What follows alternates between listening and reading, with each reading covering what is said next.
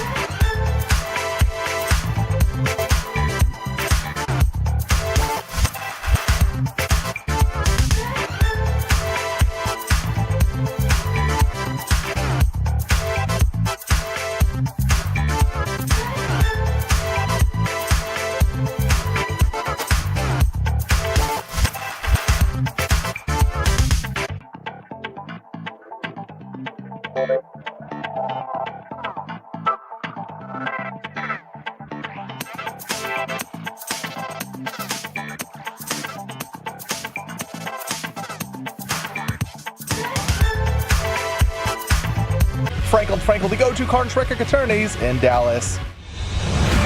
From news and notes to the coaches and players for America's team, let us go inside the stars on 105.3 The Fan. YouTube is back. Peyton Russell gave us the notification in the commercial break. So if that's the best way for you to check out the program and you're hopping on the Odyssey app, you can go back to YouTube or just listening on the radio. However you are doing it, you are appreciated. Here with Sean Sharif, RJ Choppy, and Cowboys insider Bobby Roberto Belt. Jerry Jones did his weekly interview with us yesterday and then went and did the same exact interview afterwards to announce the East-West Shrine game. Yeah, that was, in fact, I was looking at it yesterday. I was like, oh, Jerry talked again. I was like, let's see if there's some stuff to pull. And then I was looking at it, I was like, Okay, I heard that answer. Okay, I heard that answer this morning. Okay, this is the same thing all over again. At the Star, same stuff he was telling us yesterday. Other than, like, he wasn't getting specifically into this is the greatest pass rush we've had in a while, or whatever he said. Yeah, first take, splattered that on the screen very quickly. Jerry, by the way, decided not to appeal the middle finger for the $250,000 that the league fined him at MetLife Stadium. He also told Christy Scales in the Fan pregame show he taped his fingers together so he can't give the middle finger to any fans. That's interesting because now you get to do the. It's going to look like, something else. Guns up. Yeah. We did ask Nick Harris last week after he had said, and we thought he was joking around, but he did tell us he legitimately did get in trouble for accidentally flipping off a teacher. So it does happen sometimes. And yesterday, Peyton I saw him using a middle finger to touch stuff on a screen. It's closest to the screen. It's the longest finger. It is the longest finger. It is close to the screen. Yeah. I like that. Yeah. Trayvon Diggs told the Dallas Morning News, yes, the defense is very frustrating. It's all these points given up. The receivers are running wide open down the field. Too many busted coverages. It's a lot. I feel like we're all over the place, and we really don't have an identity. Well, yesterday, and we know that Trayvon and some other players have to be screaming at the coaching staff to play more man coverage. Did Jerry Jones just sign off on it after our show? That's an understandable and pretty easy way to say different is how about a little more man? Well, how about a little more man? I bet you see a little more man. And on the man, you obviously know you give up some things on man. That's why they play zone. It was because of that. But I think you will see adjustments. When we have adjustments, they have been successful, but it calls for adjustments. The good news is that Flus has had a lot of experience. He's had some good days. He's had some bad days. That's what we're getting here. We're getting a young coach with a lot of future that also has been through, had a lot of experience, including head coach in the NFL. Well, I have a lot of confidence in him. Cowboy fans became incensed that Jerry just gave away what the adjustment was, and that Dan Quinn in Washington should be planning for a lot more man coverage on Sunday here on The Fan. Well, first off, I'll believe it when I see it. So, I mean, look, and we looked up the numbers recently. The guys, the corners have not been as good in man. But like Greg Olson pointed out last week, it's like there's just something about your tendencies, though. Yeah. And that's what's, difficult to pick off. But the thing I don't like about that quote is he's a young coach with a lot of future. Because that doesn't just sound like Jerry's not going to move on from the season. That's like, no, Jerry feels like he's got a plan to keep him here in charge of the defense for a while. Like that's... Mm-hmm. Hey, in a perfect world, he's here with Brian Schottenheimer the whole time, maybe. I do need to stop things down for a second and clarify, because yesterday I was going off about, or maybe it was Monday, about how, Brian Schottenheimer is responsible. This is his hire. Well, few people were pointing out to me through some past Jerry Jones quotes that maybe it was Jerry's hire. Was this done beforehand? Reset me on the timeline. I think they were looking through defensive coordinator hires when they were getting Brian Schottenheimer. It's one where I think they were in lockstep. I think they agreed with it. The thing is, Jerry made the hire clearly. He's the one who ultimately decides, do we add this guy to our staff or not? It's not like Brian Schottenheimer can sign contracts, but it was an instance where Schottenheimer was behind it. January 28th was his hire date. Right, but Schottenheimer was in favor of Eberflus. Okay. So we can't let Schotty totally off the hook. No, for and the hire. And he may... I don't... 4 days. Schotty was hired 4 days prior. I don't blame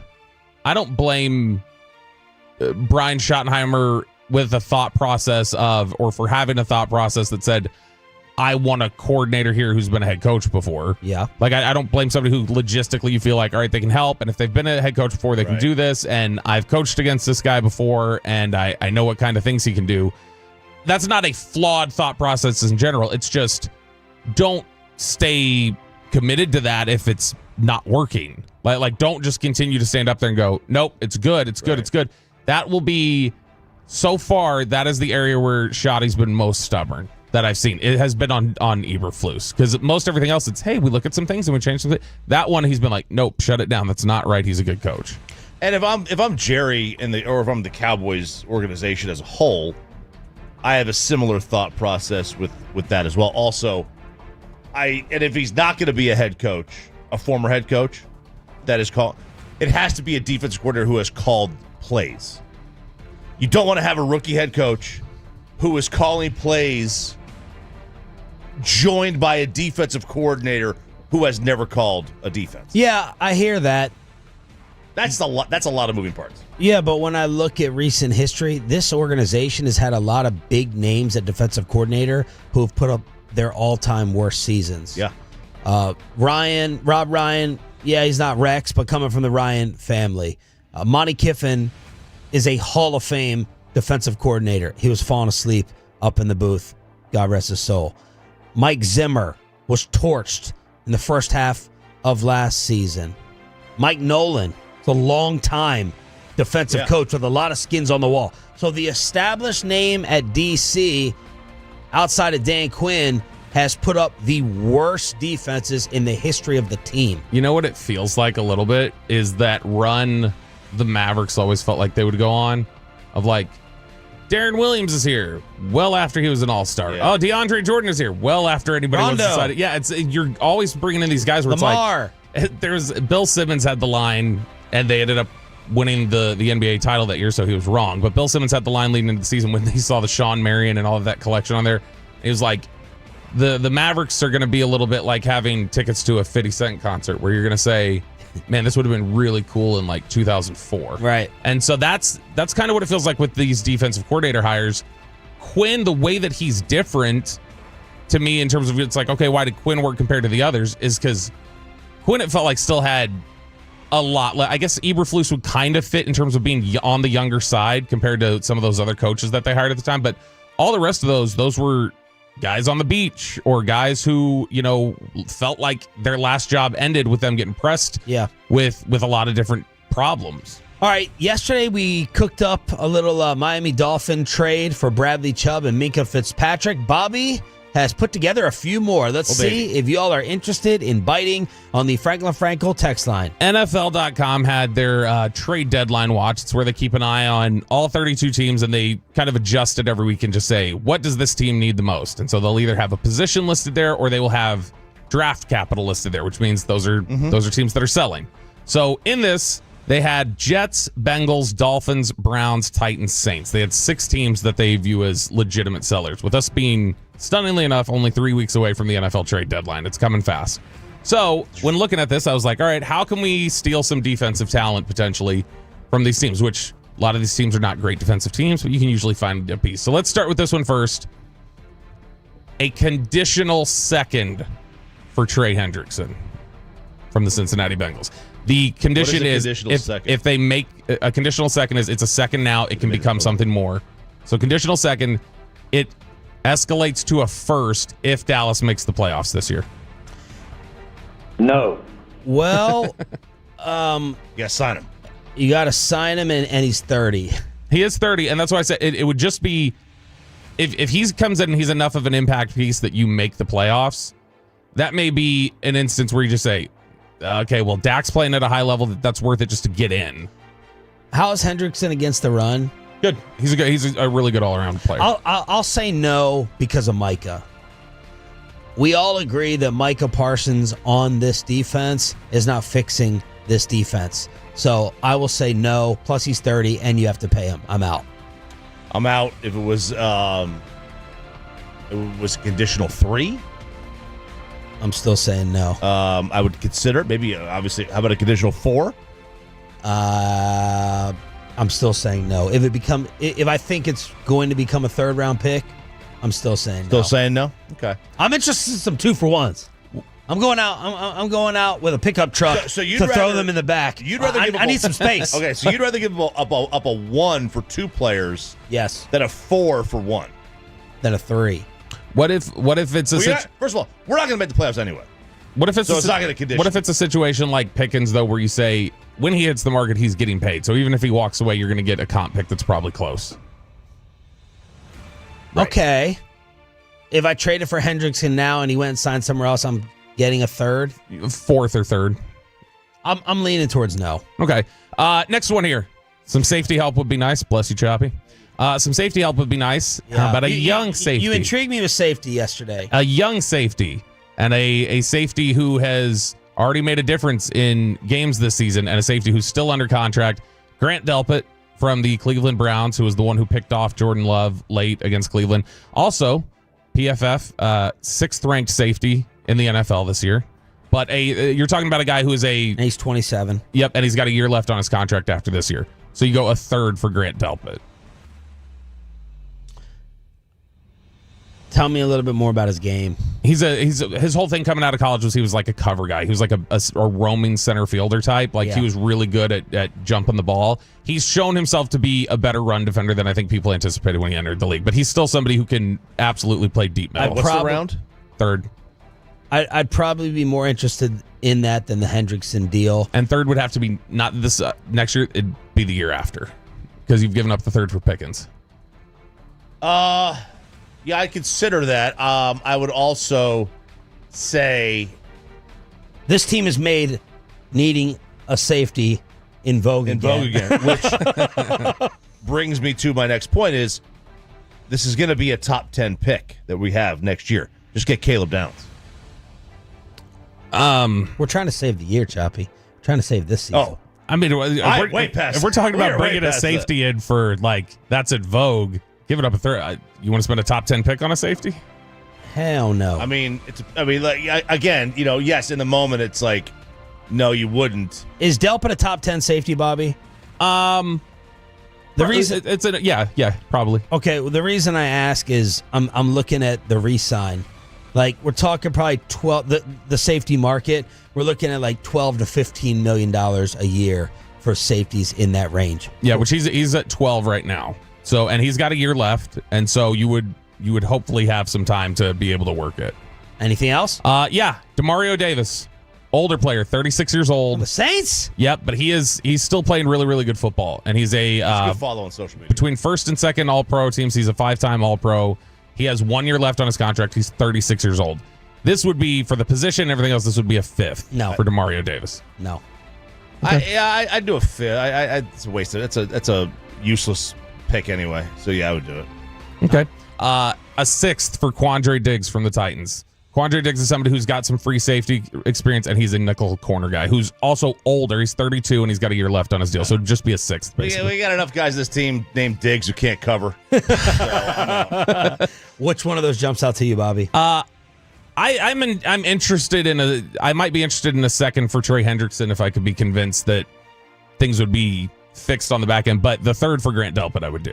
877-881-1053. Bobby Bell cooking up some trade ideas to try to fix the Cowboys right now. RJ tries to fix some programs in college football, and why is Brent Venables getting called out at OU after the Longhorn loss? Not for it, it's afterwards for something else. College football kegger, Hump Day edition, after this. Do you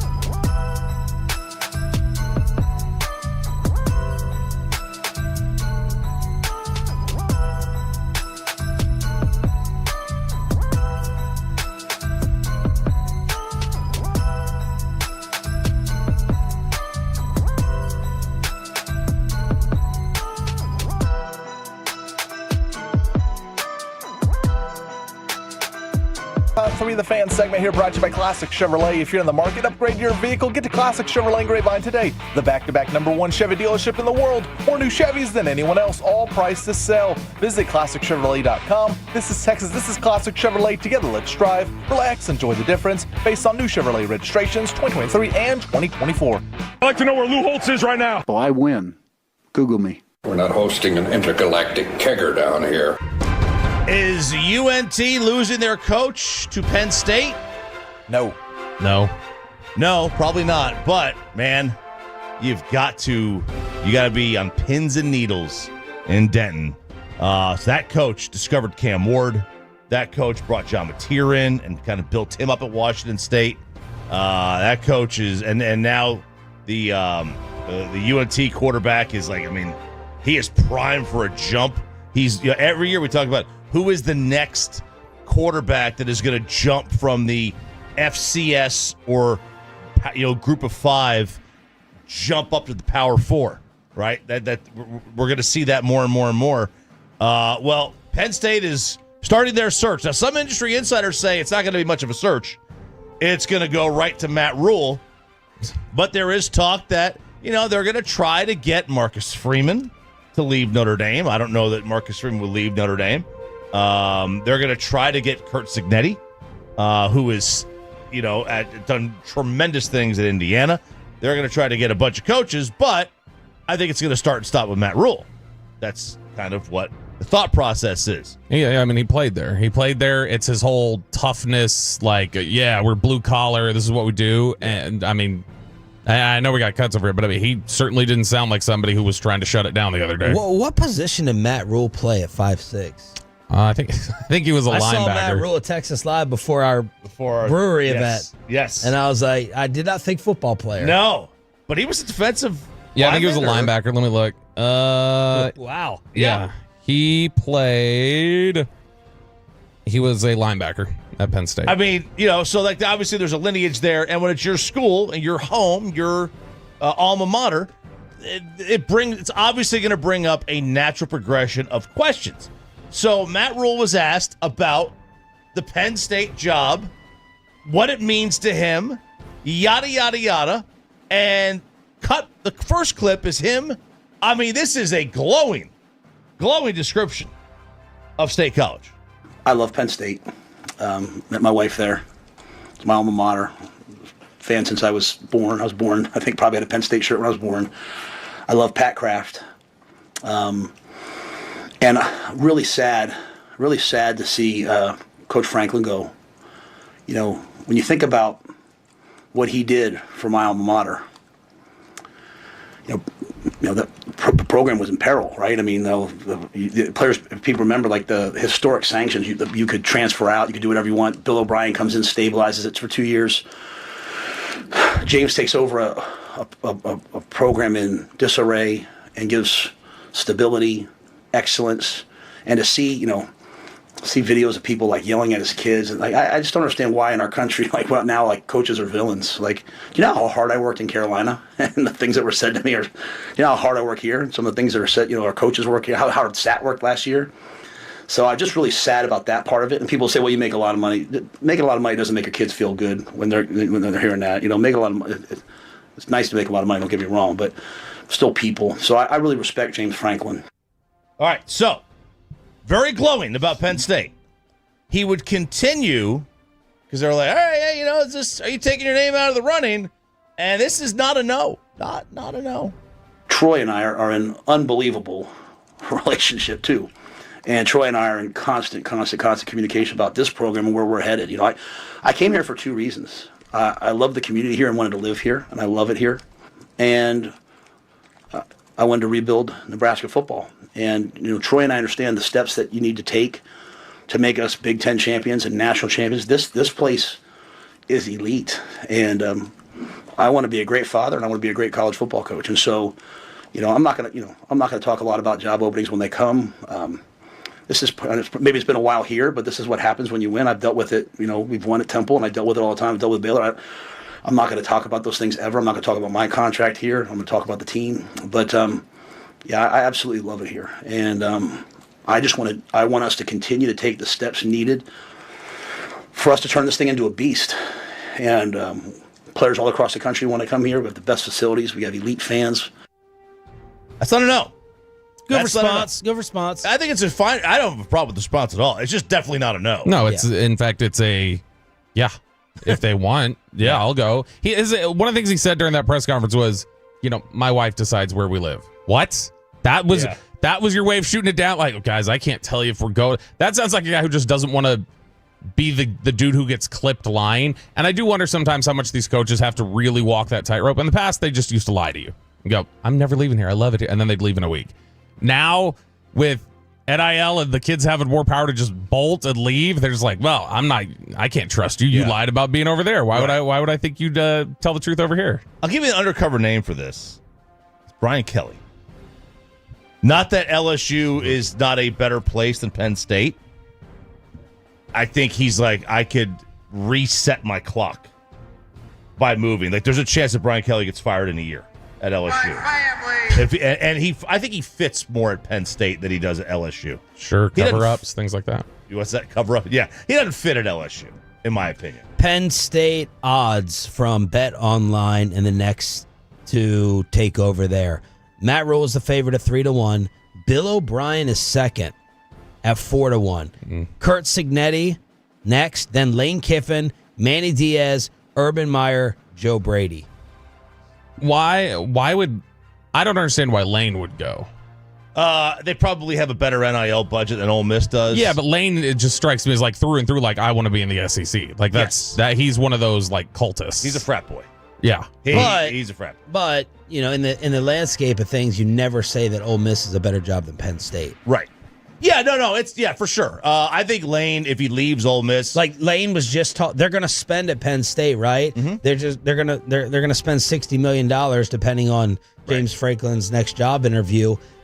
Lane was just complaining that they can't storm the field because that would cost them an NIL player, and half of one of the LSU players was someone in Lane's secondary. For sure. So he's limited. He is limited. I think if Lane leaves, he's going to leave for Florida. I think he would choose Florida over Penn State. They have better recruiting base. He's not a Penn State guy. No, I don't see him going cold. Not like listing them off. Just off the top of your head, how many jobs would you think would be better than Penn State? 10, or is it less than that? I mean, it's there's a lot on the Penn State tier. Like you may have 50, they're all in the same group generally. You may have a dozen teams on the same level as Penn State. Better than Penn State, like definitely better. I think Ohio State's definitely better. I think Michigan's definitely better. I think Texas is definitely better. I think Oregon's better. Oregon is definitely better. I think Florida's definitely better. But Florida only because of their recruiting base and staff. Georgia. Matt Rhule's got a similar problem to James Franklin when it comes to big-time wins. Franklin was 4-21 against top 10 teams and 1-18 against top 10 Big Ten teams in conference games. His 160 winning percentage, 160 against AP top 10s, tied for the third worst record by a coach at a single school since 1936. They had not beaten a Big Ten top 10 opponent since Ohio State in 2016. And Matt Rhule, same thing. He's 2-22. You know, it's like he's with lesser teams though. With lesser talent. Yes, with lesser talent, no doubt about it. Like, you know, but you're replacing. There's the meme of the guy wearing the burgundy shirt and opening up the Christmas present with the same exact shirt that he's wearing. That's what people are saying they would be hiring with with Matt Rhule. By the way, James Franklin's next job, with that funny little clause that he's got, Arkansas is the favorite at 2-1. Then my Commodores. I think people are going to be going after Clark Lee. For sure. At Vanderbilt. Then Nebraska, UCLA, Florida, Virginia Tech. Next coach fired. Probably still, I don't know, did Napier save himself? Napier's second. There's more of a dead man walking. Conference? I think Big Ten nowadays. I can't keep track. Lincoln Riley? Huh? Lincoln Riley. Luke Fickell. Oh yeah, that makes sense. He's been terrible at Wisconsin. Everybody thought he was the shoo-in for the Ohio State job someday. What's going on with Venables? Brent Venables is now a full-on cultist. One of the great things about being as arrogant and just loving yourself as much as the University of Texas does, because hook 'em horns, they are the best, so why wouldn't you? One of the things that's great about that is you'll never, ever be others-focused. And so you'll never think the SEC is better than you as an individual university. Whereas all the other SEC cultists, they're like, yeah, give me some Kool-Aid. I love it here. We're all just great and high-minded. And Oklahoma has reached that point as well. Oklahoma and Brent Venables now is talking up all the SEC, it's just different here. And he took some shots at the Big 12 in the process yesterday. You're going to get punched back a lot. And this isn't, the old Big 12 days where Oklahoma destroys everybody, every single week, except for one game a year. And, I'm not saying that in any other way other than, every week, there's big, long, fast, explosive dudes, great staffs, really good quarterback play, tremendous lines of scrimmage. So the Big 12 didn't appreciate this. Brett Yormark, man, he'll be chest out, ready to fight some people. I like Brett. The Big 12 Twitter account yesterday tweeted this quote and said, Coach Venables lost 8 conference games in his 2 seasons in the Big 12. This is again But it's like Lane. Yes, he's wrong. He's not wrong. He's not wrong because you guys already discovered this. Now, when you went to Florida. Now, here's the one pass that had nothing to do with Florida's. You think Florida in Florida in the ACC? You think they're like undefeated Bobby, or something? He's not wrong about week-to-week competition being tougher. That's just a fact. Then it was in the Big 12. No, right, but I'm saying then it was when he says isn't that his point? I think what he's saying, by the way, when he says this isn't the old Big 12 days.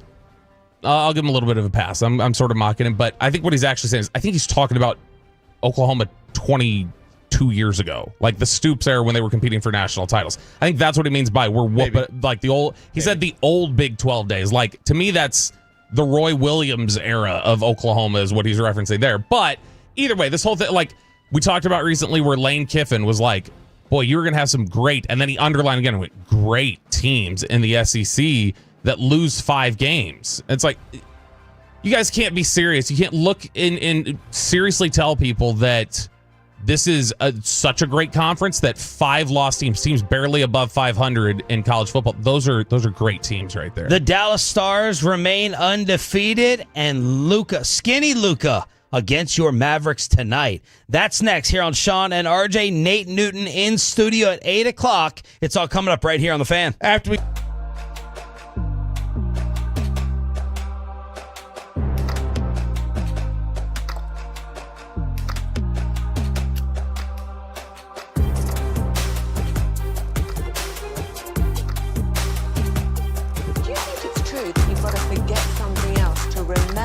Uber Eats has groceries. No, that's absurd. Hey, remember when you used to be Pepper Lady? Pepper Lady? Wasn't it Cinnamon Sisters? Basil Babes. Saffron Squad? Nutmeg Maidens? Pre-curd? No.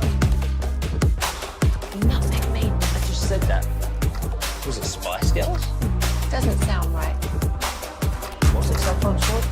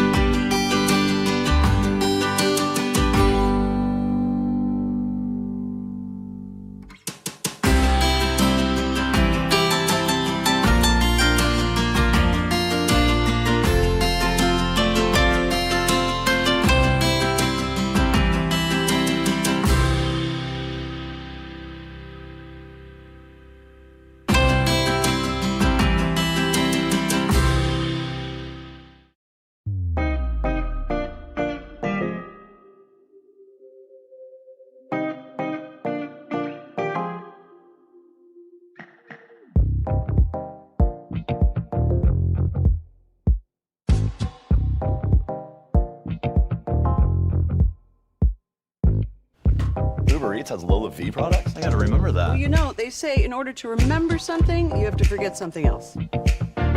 Okay, now that is a very cute haircut. That's like a little shag. I've never seen that before.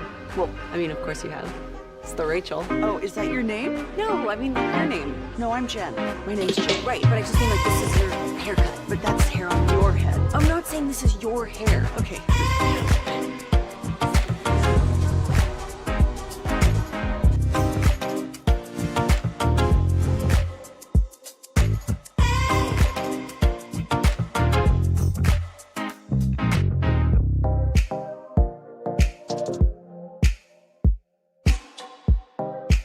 By our D&M Leasing Studio. This is Sean and RJ on 105.3 The Fan. Johnston hangs on to it, scores! 2-0 Stars. ESPN with the late night call as your Dallas Stars defend the home ice in the opener. Jake Rietma was there. 5 different players score and 2 power play goals. Two empty netter goals make this look like a little bit more of a blowout than it was, but they still win 5-2, 3-0 again. They're the best team going in the Metroplex. That's what you got. That's the most reliable team, and it's nice to see that there's not a hangover. It doesn't look like there's any sort of issues bouncing back coming in here. It's, if anything, it seems like it's that Wade Phillips injection so far of the just 07, where you felt like you were under the thumb of somebody who was just, all right, this was good for a little bit, but come on, let's free it up a little bit. And they look like they've gotten that so far. So now you're saying we're going to lose to Vancouver in the first round? No. It was because, they don't have the bye in hockey because that's what happened to the Cowboys. Did you have a stat or something to think about before you went on your road trip about the Stars missing the playoffs? Dude, there was an odds projection and a win total projection from ESPN that had the Stars as like the 9th or 10th most wins in the Western Conference. Just an absurd number. Like they simulated the season, or their analytics of the season had the Stars as being a tremendous disappointment. And I just don't get it. Like, how could you possibly? This team is so loaded. They're like top 3 odds in hockey. I know. They're top 3 odds in hockey. It's time to burn. I would permanently ban whoever said that. 9th or 10th in the West. Is it like one of those, you know how like ESPN does their FPI? Like Philly complained about it a couple years ago, where they're just like, they've got us as like winning 9 games. We're already at 6. What the hell are they talking? And they won like 13 that year. Yeah, it could be something as simple as projection of injuries or projection of a step back with DeBoer. While having the most players on the NHL top 100? Not only do the Stars have the most players on the NHL top 100, they have 5 in the top 35. Okay? The 2-time defending champion Florida Panthers have 1 in the top 35. Not only do the Stars have 5 in the top 35, they have as many in the top 35 as Edmonton has in the entire top 100. In fact, not only do the Stars have 5 in the top 35, they have as many in the top 35 as Edmonton, Florida, and Colorado combined in the top 35. So the Dallas Stars continuing to light up the scoreboard, 3-0 in Glen Gulutzan's second time around, getting it done at the AAC. Skinny Luka, I don't think he's actually going to play tonight because he played last night against the Suns. But on the schedule, it says Skinny Luka hosting the Dallas Mavericks. Have you gotten any Skinny Luka highlights or Cooper Flagg this preseason that Celtics coach Joe Mazzulla is trying to get rid of? Luka last night went 25-7. I saw a little bit of the Luka highlights. I've seen some of the stuff from Cooper Flagg. I saw the odd suggestion the other day. He was trying to dunk on Nurkic in a preseason game. Cooper Flagg was. I can't remember who it was. Somebody in the media suggested, like, Nurkic, you got to remember, he mixed it up with Najee Marshall last year.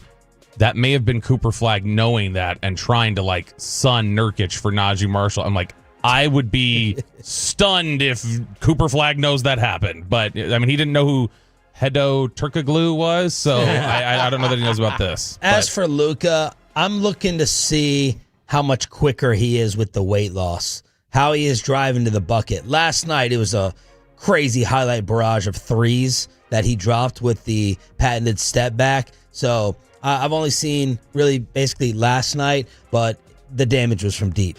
Well, and they've said, this offseason we had the story where his confidants were like, he's moved on. He's turned the page. He's on to a new chapter now.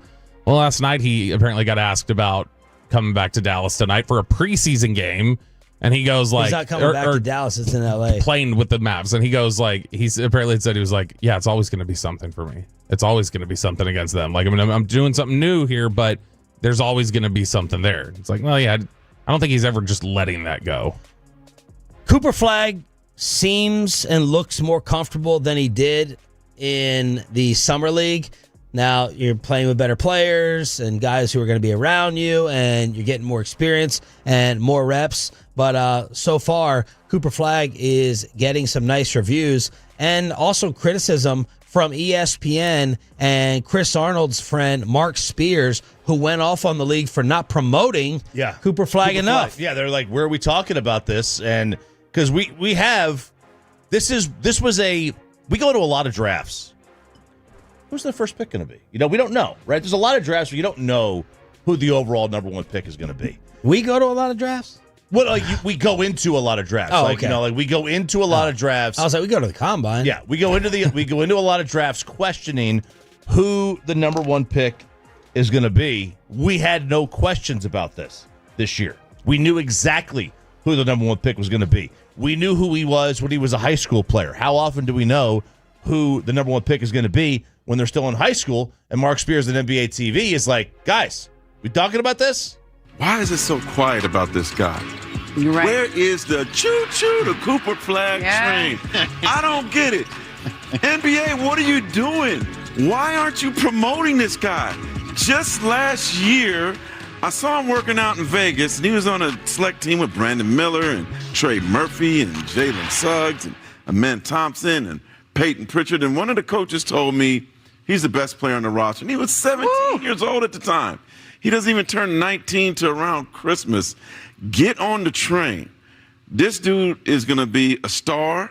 I don't know why he should be in all the promotions. I don't see him.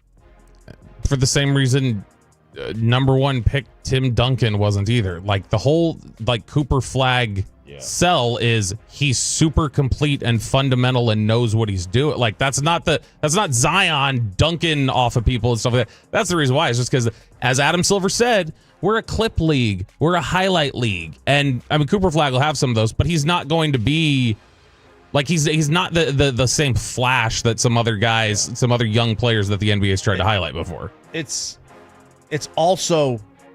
preseason. Nobody cares. It has zero entertainment value. The only people who does the summer league actually get more hype and views than NBA preseason? As it should, because you have guys actually trying.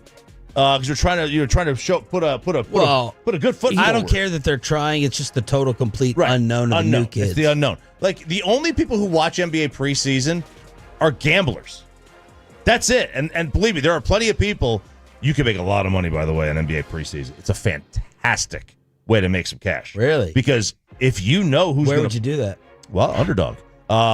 If you know promo code Tolu, not Kevin. If you know who's playing, like if you follow your team, like really Luke is not going to play tonight. Sure.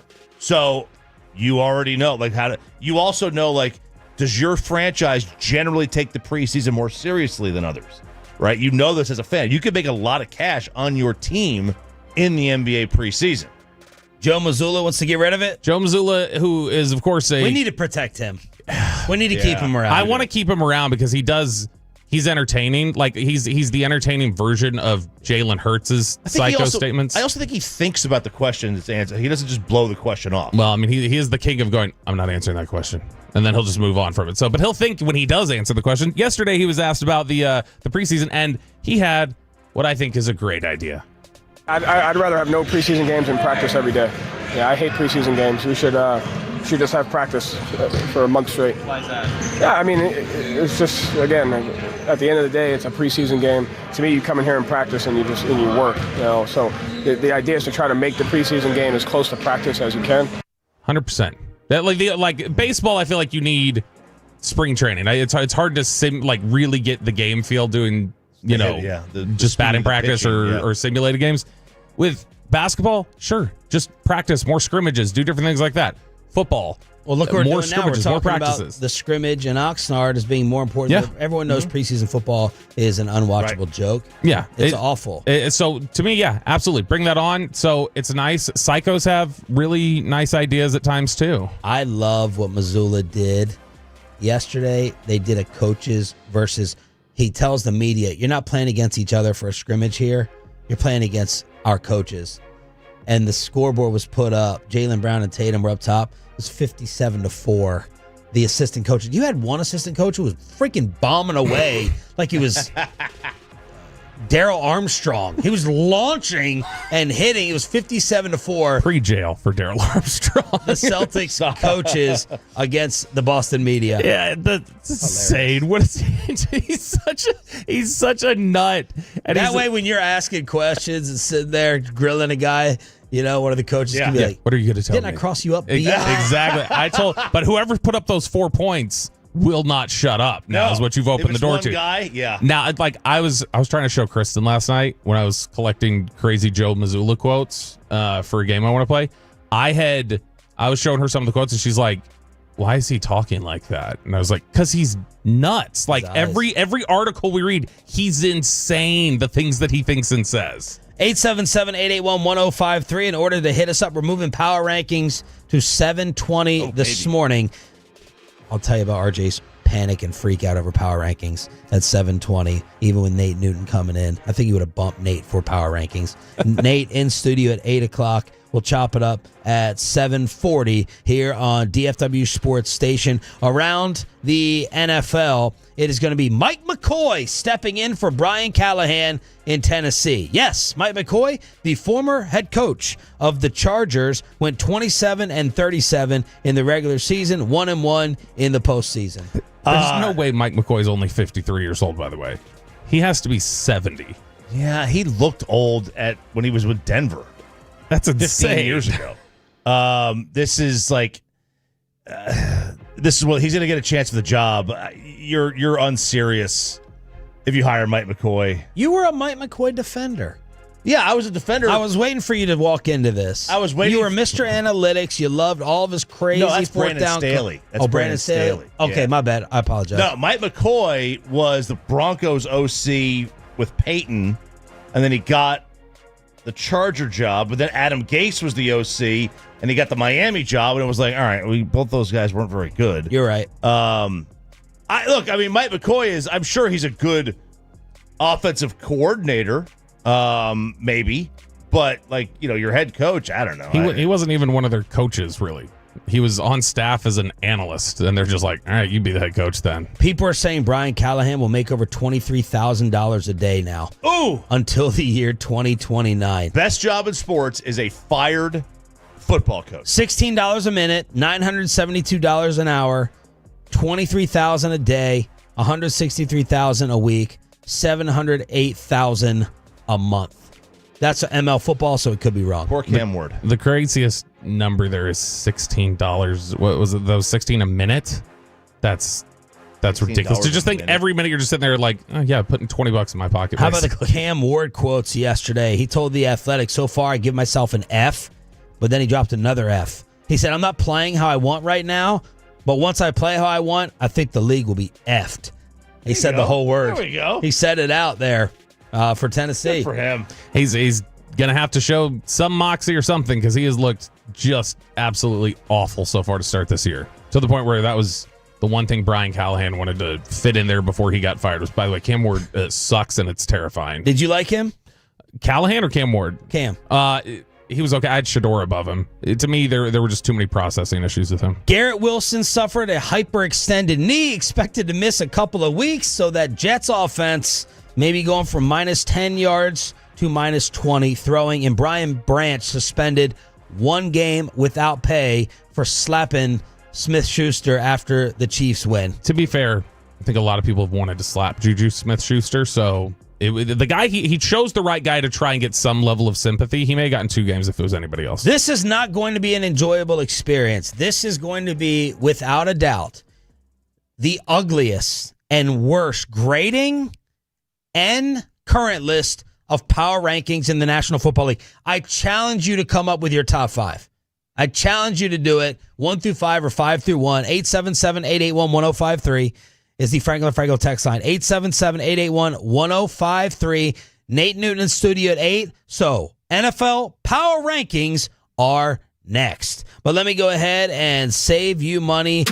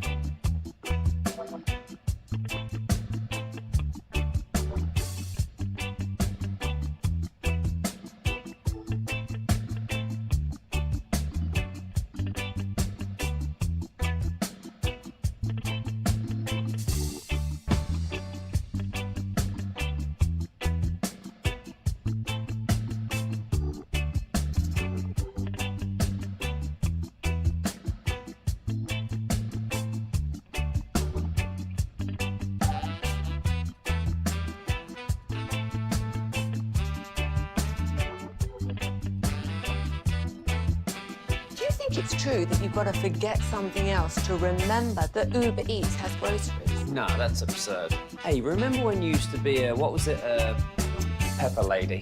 Pepper Lady? Wasn't it Cinnamon Sisters?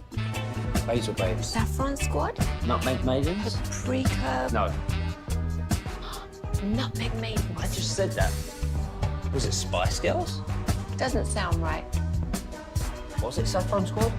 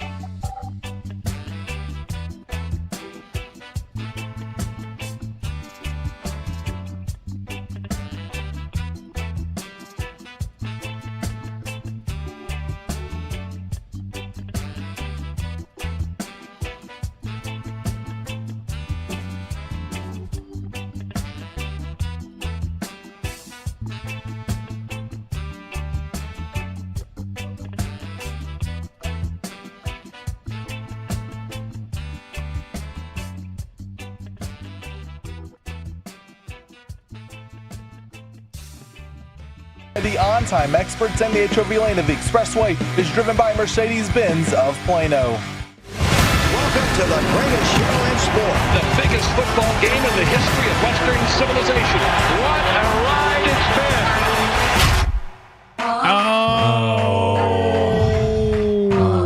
Whoa!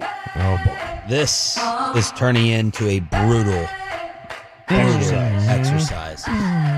This is Power Rankings. Usually it's every hump day. Oh, baby. At 8 o'clock, but Nate Newton, the Cowboy legend, is going to be in studio for at least an hour on your home of America's team. We'll chop it up at 7:40, but this is not good for us or anybody else, including the Dallas Cowboys, as we go around the country with how they have been ranked after the Panther loss. 1 through 5, 5 through 1.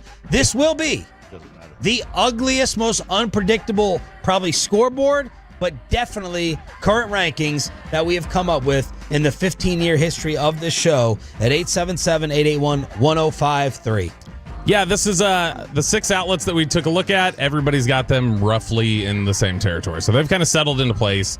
They are between 22 or 24 for everybody this week. So it averages out to around 23. But the entire NFL is pretty much in lockstep on where the Dallas Cowboys are at right now, which is fringe bottom 10 team at the moment. That Carolina loss did a lot of damage to them. So that's where they stand right now.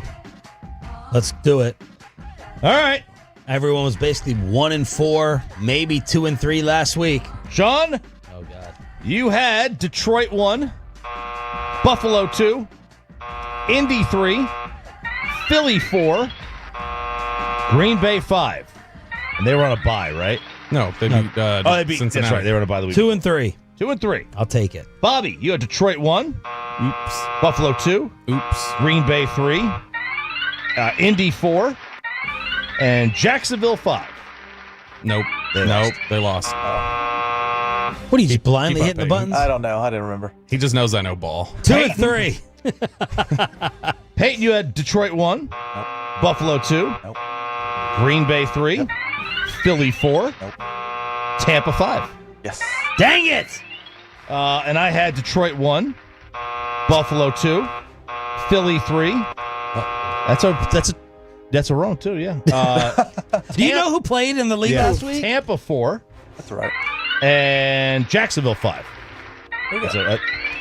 No, that's a wrong. That's wrong. Yeah, the second time you buzzed in is correct. They did not win. Come on, You Jackson. need to go on a road trip. Go on another road trip. 1-4 for RJ Choppy. Everyone else 2-3. And this is impossible, really. Bobby's face is saying it all right now. I went and checked out some different power rankings around the league yesterday, and it's nutso. 1 through 5 or 5 through 1?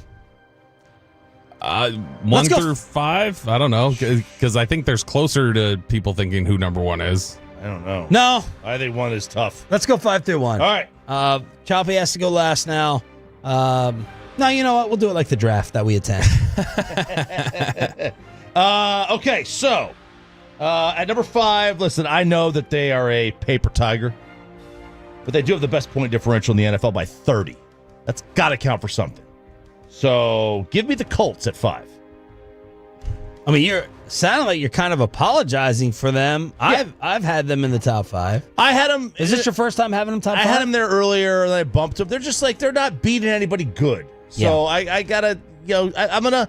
And barely beat Arizona, who was missing Kyler and then Harrison got hurt, and they don't have James Conner. So 5 Colts. 5 for the Colts. Choppy. Number 5.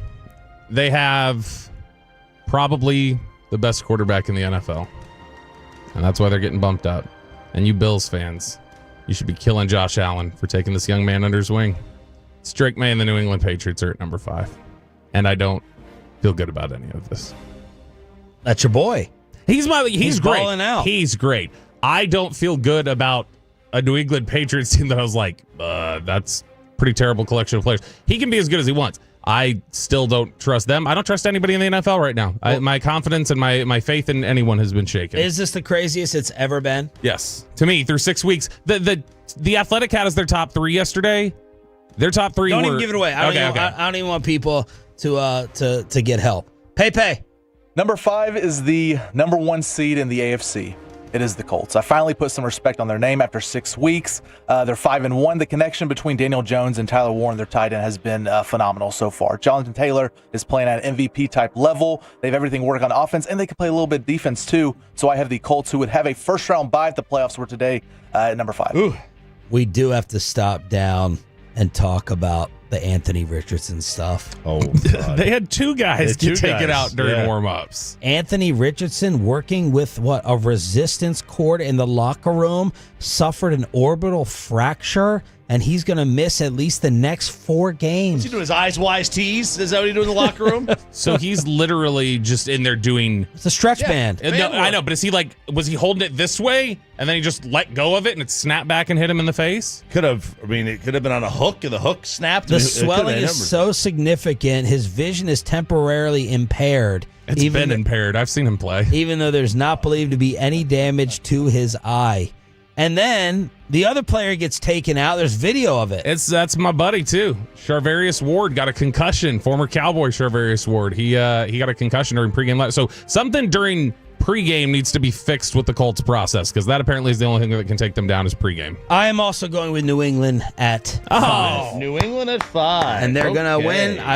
They're going to win this week unless new coach theory, my new coach theory helps the Tennessee Titans against Vrabel. How much would you hate me? I mean, you already do. But how much would you hate me if I decided I was going to treat power rankings every week just like Survivor League? So I put the Bears in there because they're playing the Saints. Look at this guy. I would hate you. I would probably cancel it. Which maybe makes this whole exercise pointless because we judge each other off of 1 week and who they play. Number 4. Look, I initially thought about the Colts here, but I put the Colts at 5. I thought about some other teams here, but I am looking at this and I am planning for the future. And I am putting in here the future AFC East champion New England Patriots at number 4. Unlike the Bills, who have a great player in Josh Allen, the Patriots have a great quarterback in Drake May. And there is a difference, and a major difference between the two. One is a quarterback and one is a football player, and you can decide which one you want. I mean, you just told us. But not necessarily. But I am taking New England and Bob Kraft at 4. Are you saying that Drake May is as good or better quarterback than Josh Allen? No, Josh Allen's a better football player, without question. I would take Josh Allen on my team over Drake May. But strictly as hey, we're playing the position. Just the position. Okay. Just the position. Did we get Peyton's 4? I don't think we got his. I don't want to say it because it's probably wrong, but it's the Bills. I left the Bills in there. They're on thin ice with me. And I want to apologize to Bills Mafia because 2 weeks ago, I said that they might, I was going through their schedule on the power rankings. I think Bobby was out. I said they might lose 2 games this season. Might. And they've already done that. They've done that 2 straight weeks. Their 4 wins have come against teams with a combined record of 3-21. Florio was teeing off on them yesterday. He is massively anti-Bills. I hate that I'm putting this team in the power rankings because I don't believe in them. Kansas! No. Tampa Bay. The Tampa Bay Buccaneers are at 4, and that's lower than most people have them, but that's you can't tell. They have played everything so tight, and then this week they beat the 49ers, fine, but that was a 49ers team that none of us were really believing in right now. So I have to put him in there. Baker's playing well, but I don't feel good about that either. Tampa Bay. Kansas City. That was impressive. They're starting to roll a little bit. Pat Mahomes is lighting teams up in fantasy. Just ask Chiafalo and Medford what I did to them. What's that? Mark that. And Rashee Rice is around the corner. So they're starting to get it going on offense. It's better to him be around the corner than on a straightaway. Yeah. Okay, he's got to make a turn, slow down a little bit. Good. Good call. Kansas City is my 4. All right, at number 3, they're back. It's not the Longhorns that are back. Because they're not. Because they're not. But if not for a 3-point loss on a night game at Jacksonville, they're on a 4-game heater. So give me Kansas City at number 3. Number 3 for me is... You can't roll your eyes this week at anything. I know. I'm rolling my eyes at the NFL this week is what I'm doing. Number 3 is the Indianapolis Colts, who struggled with Arizona. And if you look outside of that, they lost to the Rams. I should honestly probably have the Rams in here somewhere at this point. But they lost to the Rams. Outside of that, they played... The teams they're beating up are Miami, the Raiders. I think they have a Titans victory. And then they play the Rams, they lose. Snuck one by against the Broncos. That's their best victory of the year. And then this week they struggle with the Cardinals. So, but they're beating up who they need to beat up. So I got to put Indianapolis at number 3. At number 3, I still have the Micah Parsons at number 3. The Green Bay Packers are 3. The first place Green Bay Packers. That's right, Aiden. The first place Green Bay Packers. Other than giving up 40 points to the Cowboys on that weird Sunday night, they've allowed just 18 points or less to offenses throughout the other 4 games. So they played really well on defense other than that one game. Josh Jacobs has been really good running back. Already has 6 touchdowns on the season. He's taken some pressure off of Jordan Love. I have the Packers at number 3. Colts at 3 for me. My power rankings right now are just defaulting to consistency because everyone is so unpredictable. So I would just trust that I'm going to get the most consistent effort that I could bet on from Indianapolis. Colts 3. All right, it's this now 1 and 2. You could have put 6 teams here. You really put 6 teams anywhere. Yes, you really could have. Like Bobby's saying, if we're leaving the Rams out, I mean, right now I'm going back in my mind of was that a mistake for me at least. All right, number 2. They continue to roll, even though you're right, Bobby. It wasn't a great team they played. The other team had injuries, but they do have the MVP of the league right now, and that is Tampa at 2. Baker's the MVP. I think he's consensus. Probably, but again, that's one of those ones where you're being rewarded for a story more than the actual numbers. He is the favorite in Vegas right now at 2-1, followed by Mahomes at 9-4, protecting themselves. Then Allen at 3-1, Drake May 9-1, then Jordan Love, Jared Goff, Matt Stafford are all 16-1. Give me Dak Prescott's number to win MVP. 25. Sure. Nope, 25-1. not close. Wait, worse? 40-1. Worse. 60-1. 50-1. 50-1 for Dak. Daniel Jones and Herbert are 25-1. Sam Darnold. Look at these names. Look at the league. Look at the league right here. Daniel Jones and Sam Darnold, second stop. Darnold's 40-1. Aaron Rodgers is tied with Dak, Jaden Daniels, and Lamar Jackson still. If Dak is 50-1 to win MVP, that means Vegas is 300-1 that the Cowboys put together anything that resembles a defense this year. Yeah, for sure. That's what that means. We're on number 2 here. Yeah, number 2. Number 2, the Green Bay Packers, who again are not a team that I think is very. I don't even think they're that good right now. I have no idea what to do with any of these teams. I hate it. It's again not one that I feel great about because they've not looked good since about week 3. But give me the Green Bay Packers at number 2. Number 2, I'm with RJ Choppy on this one. The Buccaneers, number 2. They have 5 wins this season, and they were finally in victory formation for the first time this season. The Baker Mayfield's MVP talks are serious. Is that real? Yeah. Yeah, because Bobby said, they've won all these close games, last-second field goals. They're finally in victory formation. Look, no Bucky Irving or Mike Evans, and they still score 30 points per game the last 2 weeks. And they get the Lions Monday night. Could be an NFC Championship preview. I also have the Buccaneers at number 2. And I think number 1 is not going to be. I think 3 of us will have different number 1s. Yeah, I agree. 1 through 5, 5 through 1. Get them in. Franklin Franco injury attorney text line. Pepe will tell us the most random names or orders on the fan text, and then we'll chop it up. I didn't know I had 3 or 4 different teams that I could have put here. It's crazy. I could have put a bunch of these teams at 6 or 7. 6, 7. 6, 7. I kept Detroit here. They 2 plays were the difference in that game. 2 plays. In a 13-point game, it was 2 fourth downs. I still think they're the best team in the league, and I think they're going to beat Tampa this week. So I kind of have to put them ahead of Tampa. Oh, playing the game. So give me Detroit at 1. And you're wearing all Lions colors. I'm taking Detroit at 1 too. Oh, they lose to Kansas City, and I feel weird putting them number 1 after they just lost something like that. But heading into last week, they were the only team that I thought was good, like genuinely a good football team. Sucks that they lose, but I'm gonna keep Detroit there because that's the only team that I think is likely to bounce back this week and still be a good football team. I think it says more about the league. It absolutely says more about the league. And I as well have the Lions at number 1. I stayed there. It just this top 5 was so jumbled up. I couldn't do it. I couldn't move now. I still believe in the offense. Still believe in Man Campbell over there, head coach of the Lions. But they have not the easiest of schedules coming up. They play the Bucks, Vikings, Commanders, and Eagles, I believe, on the road in the next 4. So that'll be tough for them. But I have the Lions. Overall, I still think they're the most talented team in the NFC. I was wrong. We all have the same team at 1. Boom. I default to the Detroit Lions as well, leaving out the Bills and the Packers from my top 5. I did too. I left the ball out. So I have Detroit, Tampa, Kansas City, New England, and Indy. I have New England, Tampa, Indy, Green Bay, Detroit. I have Colts 5, Bills 4, Packers 3, Bucks 2, Lions 1. Look at the struggle of Bobby's ego during this. Because he's just like, I need a new ball so much. I'm a ball knower. I know all the balls. And then he's struggling so much that he could be proven wrong, as all of us did last week. I have Detroit, Tampa, Indy, Kansas City, and New England. I just can't wrap my head around the fact that they're like nobody's very good. Yeah. There's not one team that's like the Athletic didn't even have Detroit in their top 5 yesterday. They had them like completely out of it. It's just, I mean, you look at some of these rankings across the league. This is the craziest I can remember it in our time together easily. Yeah. Maybe the last 20 years. And by the way, I think it's great.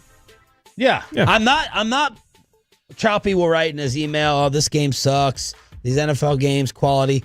I have not watched this year and said, and a lot of that is the red zone because I'm not stuck with one game. Yeah. But I've not watched this year with all this parity and been disappointed or, going on these rants for better quality football. I'm not saying it's the best quality football. I'm just saying it's all fun. Yeah. The kicking game is fun. The field goal blocks are fun. The pump blocks are fun. The 65-yard field goals are fun. It's wide open, fun. Carolina beat Atlanta by 30.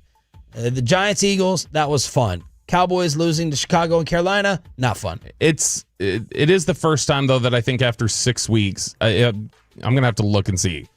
The last time that 6 weeks into the season, I wasn't at least pretty sure of one of the teams that was going to end up in the Super Bowl in one of the conferences where it's just like, well, they're better than everybody else. Like Detroit would be the closest thing, but I really don't have anybody in the NFL that I'm like, oh yeah, that feels like a pretty solid bet, a value bet to go say they'll make the Super Bowl.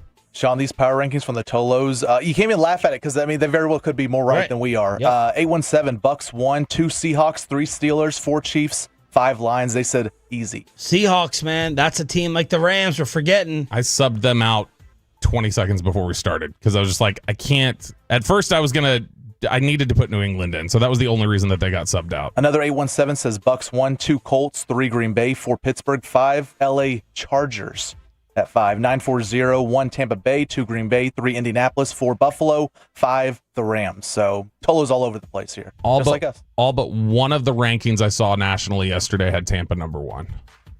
Yeah. And the only one that didn't have number 1 was SI put Kansas City at 3-3 number 1. I mean, they do that though. Like it's just they always have to put an undefeated team at the top, even though they might not be the best. It's the way it is. Nate Newton in studio answering all your Cowboy questions at 8 o'clock this morning. Let's chop it up. All right, here we go, fellas. Let's have a little fun today. She's a 10, but she stinks. What do you do? What do you She's do? an 11. You bumping her up for stinking? No, I just thought someone would laugh at that. Just concerned. This woman's insane shower routine is sparking some debate over 200,000 followers she has gained by posting this content. What's her name? Let's see. Eve Tilley. All right. Eve Tilley. Now, I'm not saying she's a 10. She's not a 10. I'm just asking if she was a 10. Oh. Okay. So she has said on social media that she showers twice a week.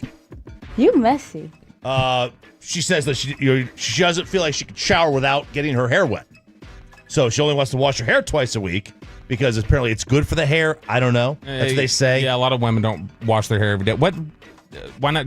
Don't a lot of women do the shower caps or other things? They put their hair up to go in the shower. Up. Right, whatever. Does she have a hyphen name? It does not say. It just says Eve Tilley. If it's the girl we're looking at, she should shower. That would definitely bump her up. Is it this one? Yeah. I mean, she doesn't look like that in the photos I'm seeing. But so she has this shower now. She has decided that she is going to start showering a little bit more because she's gotten destroyed on social media for it. But a woman's a 10. You're on dates with her. It gets to that point, and she kind of smells, kind of stinks. A little bit of a musty, she smells like a bag of pennies. She smells like she's been outside all day. Remember the dog comes in after he's been outside? It just stinks. Yeah. She's a 10, but she stinks. Are you staying with her? No. what's the old line? It smells like cologne. Leave it alone. Oh. I don't remember Maybe it's just authenticity. Well, the other is if it smells like do as you wish. Right. You can't. I just can't do it with that consistent smell. Yeah, would you rather have bad smell or bad breath? I'd rather be single. I don't know. I mean, this woman is lying though. She's lying. If this is the same woman, I'm seeing like two other stories where she's been on Fox or somewhere else talking about she's an attorney. One of these is woman is offering $5,000 for someone to find her a husband. Like she's got to create buzz. So I don't think this is real. She looks in a lot of these photos, she looks like she's too put together to be a 2-time a day I was going to ask, how often does she work out? She says 4 to 5 times a week. I don't sweat much at all, the RJ Choppy workout, but I rarely break a sweat. So I do think you have to factor that in. So I'm not assuming she stinks, but if she does stink, no, I can't be. Can't be with her. Can't do it. It's a deal breaker. I mean, one night stand, sure, I deal with it, but that's about it. Then I dump her off at Harry Hines. But oh, gosh. Peyton. All right, very good. That is... Let me ask a really, really inappropriate question. All right, I love these. Forget about just the old typical BO or breath. Breath or south?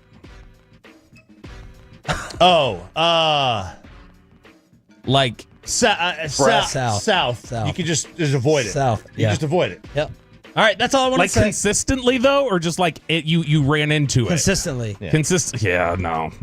I'm just abstinent. No, you can't. They have soaps for that. You have to pick one. They have soaps for that. They have soaps for that now. Oh, all right, let's move along. All right. Let's see here. That was how my V card went. God, is it really? I'm in the middle of translating something. Oh no! Oh no! That's a terrible first experience. Old albacore. Is your albacore? Yeah. Chicken to the sea. There you go. RJ's breakfast. Have a packet of RJ. Does it smell like ginger sesame? Yeah. There we go. Taking my T card. What are you throwing up? Oh no! I think. Oh, he's going to get Nate. Nate's here. He's so dramatic. Is your car? He gets up and walks out of the room. Is your car a poop magnet? There is a survey and a study done about which vehicle gets pooped on the most by birds. Color of the vehicle, make, model, brand of the vehicle. So they are finding that 1 in 4 Americans spend over $500 a year on repairs and car washes due to bird poop. 1 in 10 say they have sustained paint damage from an aerial bombing. All right, from bird poop. Now, what they say is colors like white, silver, and gray rank lower. They don't get pooped on as much. Brown, red, and black vehicles get splattered on by above more because of the UV. The birds can sense the UV, and that's where they go. It's not just that we can see it easier on darker and bolder colors. I mean, that's certainly a possibility. I also think UV. like a darker color would be more apt to park under a tree. Okay. Right? I don't know. I don't know. I haven't thought about this in a long time. I haven't thought, oh my God, there's bird poop, I have to get it off. Or looking at someone's car and saying that bird poop is going to stain your vehicle and cause you a ton of money in repairs. Who's got the darker cars here? Choppy, yours are darker. Yeah. Mine's white. Mine's like a gray, but the Explorer's black. Mine's blue, royal blue. He has to drop his second car in there. Yeah. Is it an issue for you? Yesterday it was. It's on the door side, right there by the handle. So, and that's a. I'd have to go get that washed. Yeah. If it's on the windshield, like on the backside or whatever, I don't see it. Who cares? Just wipe it. But just wipe it. If it's one, just one wipe it. Oh.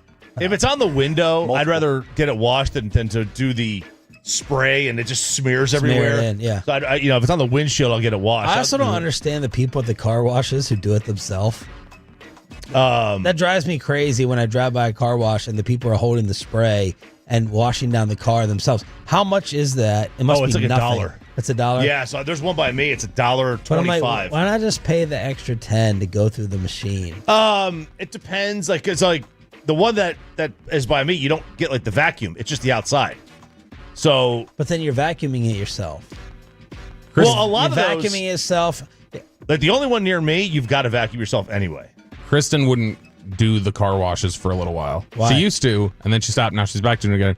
There was a 635 in MacArthur. There's a Shell over there with a car wash over there, and it was not far from where we had lived at the time. One of the workers accidentally got stuck in one of the chain things. He got pulled up, and he got like. What? Yeah, they had to shut the thing down. He had gotten killed in the car wash. The thing? He got caught in it, and it pulled him out, and he was killed. And so that happened not far from us, and they shut down that car wash, and that was the car wash Kristen used to go through, and she just like refused to go through the automated car washes anymore. Now she's back, but now she got a just membership. She has no, she canceled it. They made her mad, so she canceled it the other day. It was something like she didn't like it was something silly. It was like they didn't soap the lights right or something. Rams, Jeeps, Chevrolet, Nissan, and Dodge are the top 5 most pooped on vehicles. Okay, so every car on the road. Yeah, well, I mean, no Toyota, no Honda. Yeah, so you think birds are brand pooping? They're I noticed you didn't say Tesla.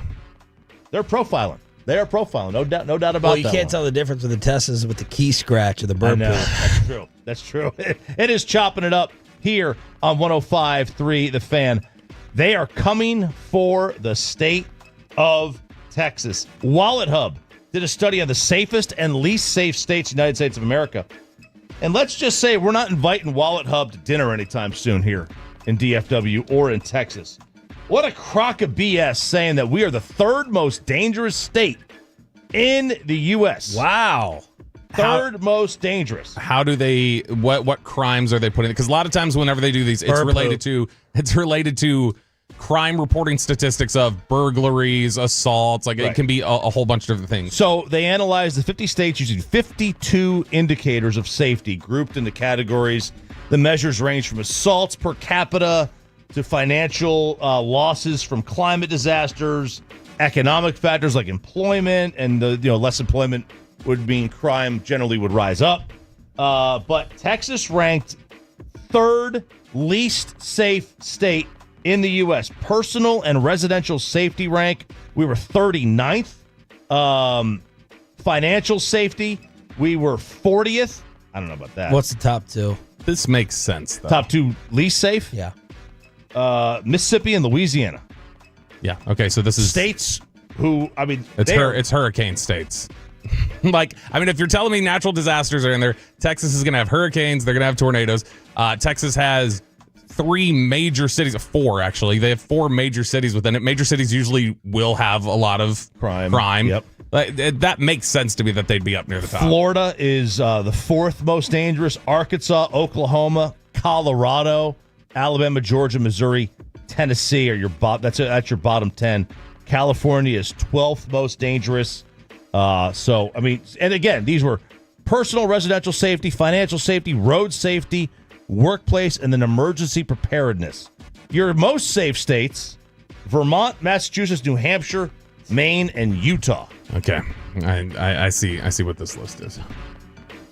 It looks like your shirt.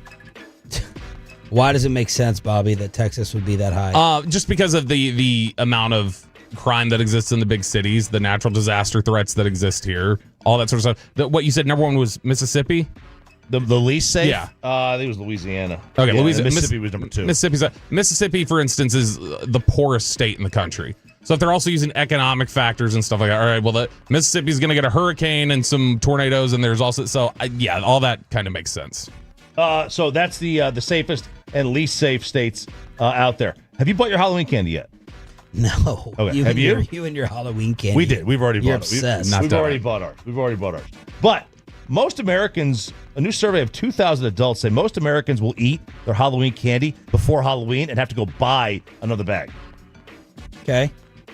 So makes sense this in the is house. This I gotta say, we have not busted open the bag yet. But I'd be lying to you if I said we didn't in the past.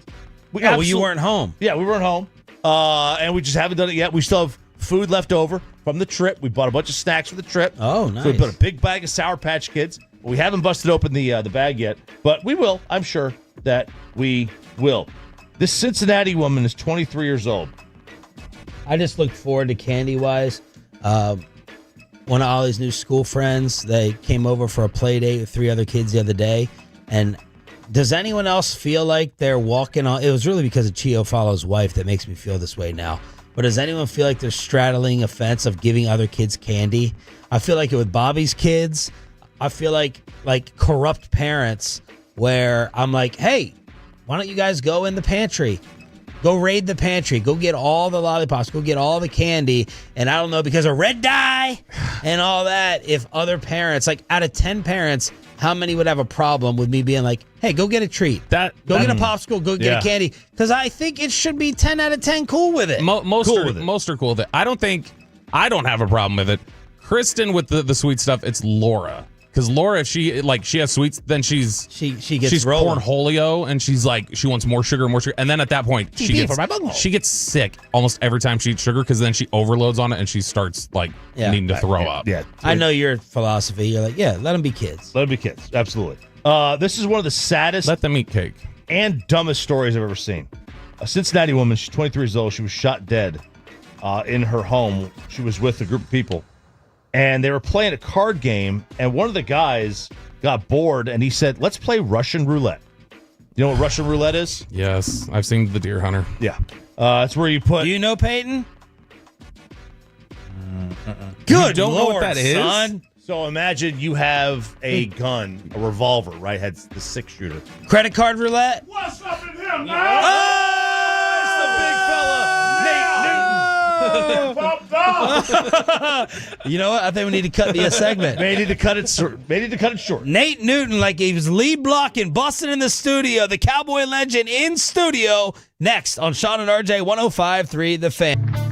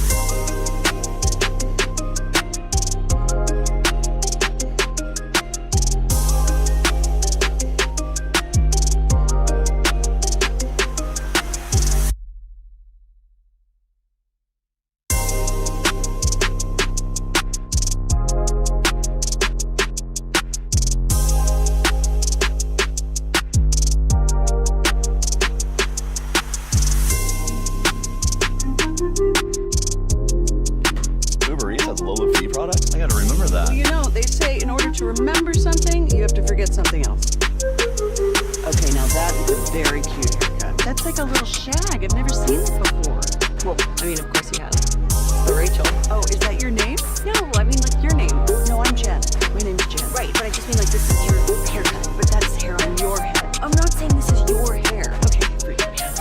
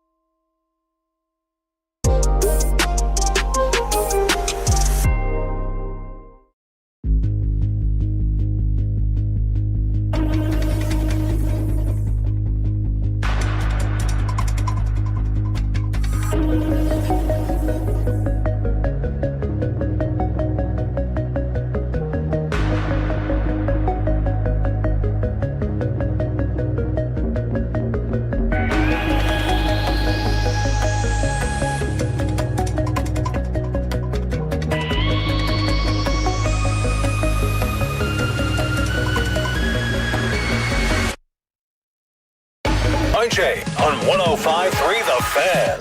The Tolos are hype, so is RJ Choppy, because we got a Cowboy legend in studio, the big fella, Nate Newton, joining us here. Hey, brothers. How y'all doing, man? Shot at RJ, 105.3 The Fan. You had the history with Choppy, and now you got the week-to-week with Bobby, right? Yes, sir. I'm enjoying it, man. I remember when Choppy used to be cutting in on Mike Irvin's show and taking over, man. Oh. Yeah. Did you ever see Mike put Chop in timeout? Nah, because it was welcomed. I mean, we had a pretty good show where it was 4 guys. You know, I can't think of the other guy's name. Wait, Clarence Carter was there. Yeah. Kevin Kiley. Yeah, Kevin Kiley. Yeah. And so we had a pretty good group of guys. I came in like for 1 hour out of the week, and we all chopped it up, and I still see he got his Tennessee Cup. I ain't gonna do no good, but I'm sorry, sir. It's Bama week. It's Bama week, baby. Yeah. Well, y'all love close ones. Yes. Yeah.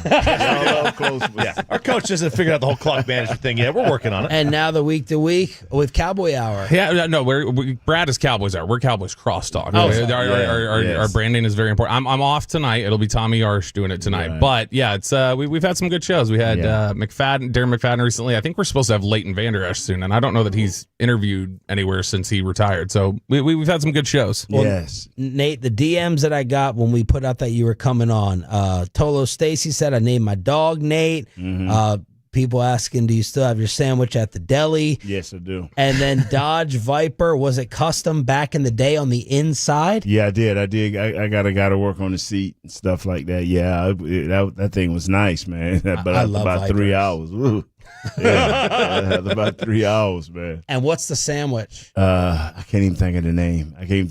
But it had bacon, ham, sausage, egg, cheese. Okay, so like a breakfast sandwich. Yeah. I've ordered it. It was nice. Cowbell Deli. Cowbell Deli still has it. Mhm. Yeah. Now, did you go in and tell them what you wanted? Or No, what happened was it started out with the Danny Stubbs. Stubbs used to play for us, defensive end that traded from the 49ers, came in. And I lived across the street from the deli, but I used to walk just out of my door to the left and go just across the street to this other place. And this guy went to hollering at me one day. I couldn't really, I think he's Iranian or whatever. And he was, oh, yeah. I'm like, yo, bro. I couldn't understand what he was saying. So I said, sir, calm down. I'm going to come across the street after I get my sandwich. And he just looked at me, you know. So I got my sandwich from the other place and came across. Danny Stubbs comes in here and I want to create a sandwich for you. Come try my food. So I had this sandwich and he gave me another sandwich. So I went home and it ain't bad. Yeah. You know, the Stubbs weren't bad. And so I started going over to him, just, going back and forth. So, and then he said, I want to make a sandwich. What do you like? And so I said, every day, if you can make this, I'm going to be here every day. And then it started, I brought it to a couple of my teammates because Stubbs was trying, but my sandwich was better. So I brought my sandwich, and everybody like, yo, wow. So what I started doing was bringing it on the plane. All away games, I would bring all the veterans, no rookies. No first-year players, but all the veteran sandwiches. And then Mr. Coach Madden heard about it. So Jimmy heard about it. So I bought Jimmy Johnson a sandwich. Then they told Coach Madden. So I bought him and Pat Summerall and their whole production group. And so, so I wound up working. And man, Madden loved you. Yeah, that's yes, sir. He's a great man. Yes, sir. What did Dalrymple always bring in when we did the draft? He brought in some type of breakfast sandwiches during the draft. Yeah. Rich, you remember that? Yeah. I didn't know what Rich was peddling, but some things are better left unknown. Yeah. I love you, Rich. It's the Newton special at Cowbell Deli, according to the fan text.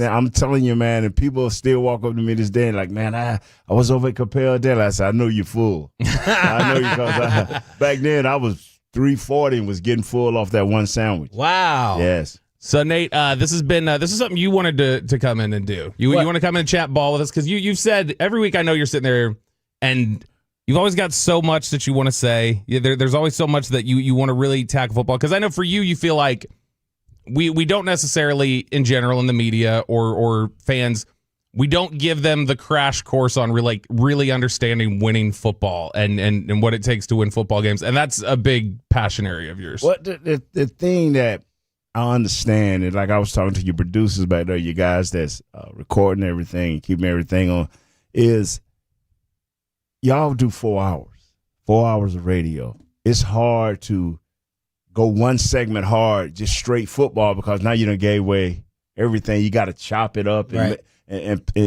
give it to us in bits and pieces. So I do understand that, but sometimes I may see it just a little bit different, and you two guys know me. I respect everybody. I don't come out, you wrong. I try to give you another option. Mm-hmm. Here's what I saw. What do you think about that?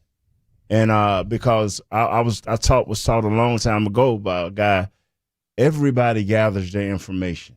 Some people by talking to the coach, some by players, some by just being observant over the years and understanding what the sport is about. So everybody gains information. So I'm not, I'll debate you. Yeah. But I'm not coming and say, hey, this is how you have to think, because there's too many ways to win games. What are some storylines or things that are being talked about with this Cowboys team that you think we need to get a little bit of different perspective on? Whatever you want to go at. The big thing now is, should we get rid of the defensive coordinator? Should we? Are the players good enough? I've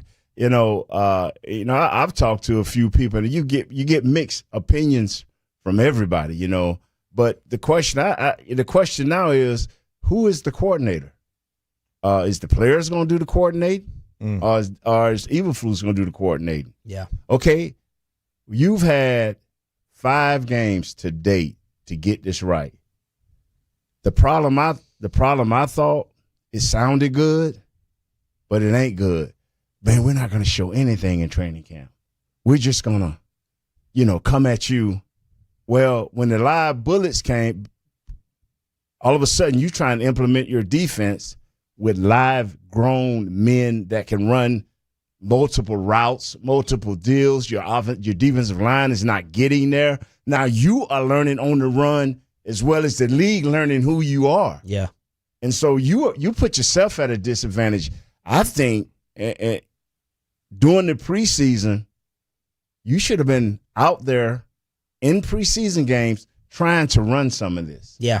Because that way you could have been observing your players. I'm always of the belief in the new NFL, and you guys talked about it early on about what does the preseason mean. You had one basketball coach saying, I'd rather practice 30 days. Mm-hmm. Yeah. I'd rather practice the whole training camp. I'd rather bring in the Rams one week, then we go to the San Diego Chargers the next, because that gives you a better look at your players. When the Rams showed up at our camp, I already knew from that day on, I'm like, whoa. They put it on them. Yeah, this is going to be a long season. And I haven't changed. Bobby will tell you every week, I'll be there, what do you think? It's going to be a long season. How is it that, on the defensive side of the ball, the thing they keep talking about is communication. Like, the communication's bad, which it looks like it. It looks like a lot of times they're just in busts where they don't know where they're supposed to be standing. How is it that 6 weeks in, you can have such poor ability to just communicate where somebody's supposed to be? Like, would you naturally think, if that's the case, would you think, all right, well, there's something broken in the way these players communicate ideas to each other, or there's something broken about the way the coach is communicating the idea to the players? It's 3 ways you can learn. You can learn by looking, you can learn by doing and looking, or you can learn by writing. Writing it down. I was a doer. If I saw it and did it on the field, I was very confident in the game. But if I missed a week of practice and I had to feel my way through the game, I usually struggled for a quarter or so. And so now I got it. So it's how you communicate to the players, but the players have to be receptive.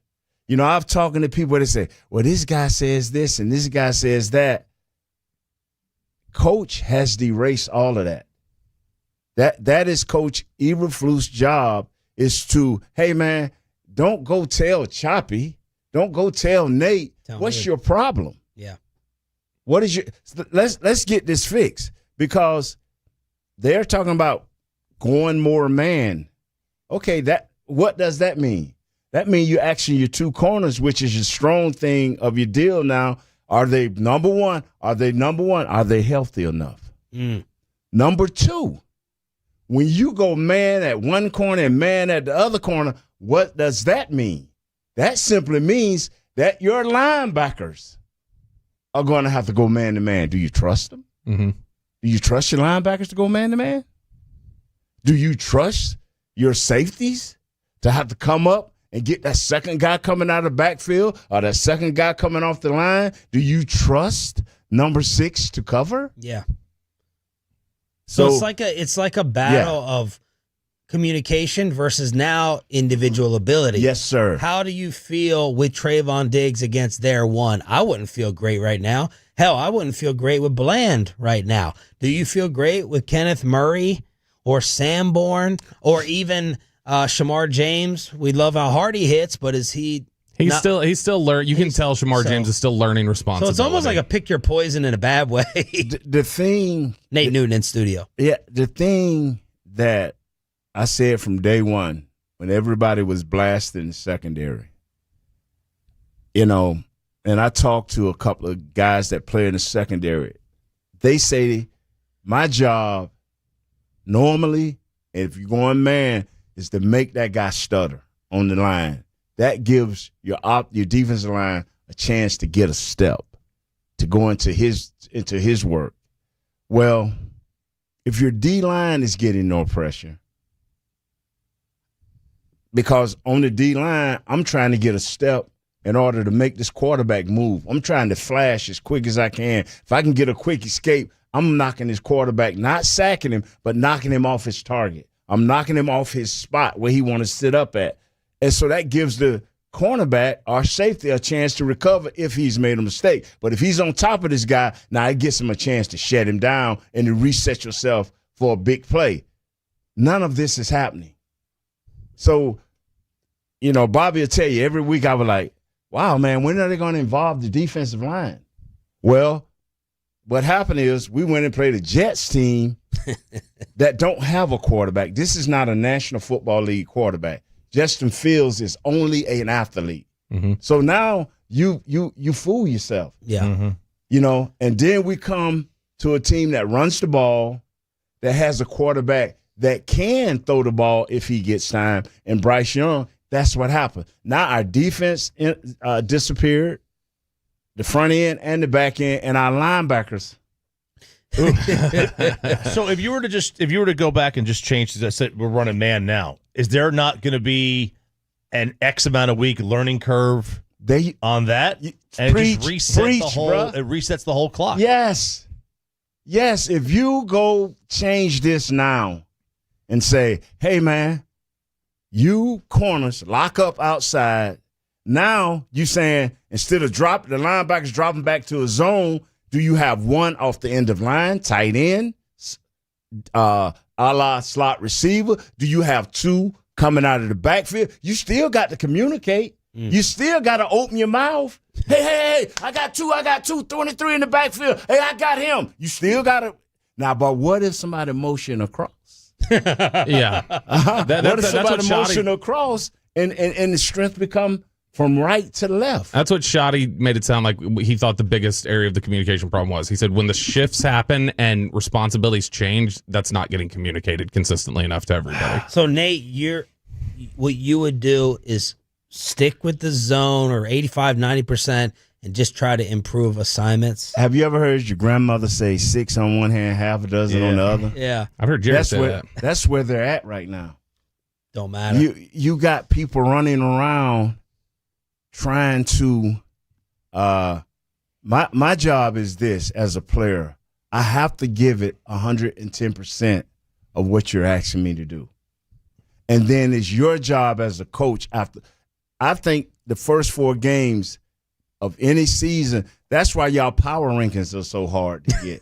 And horrible. Because the first 4 or 5 games of any season, the coaches now know their players. Yeah. Belichick said he would treat it as an extension of the preseason. Yes, and that's what I've done.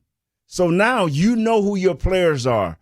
Have they given everything film study, being on the field, actually doing it, working it? Have they given it their all, or are they just saying no?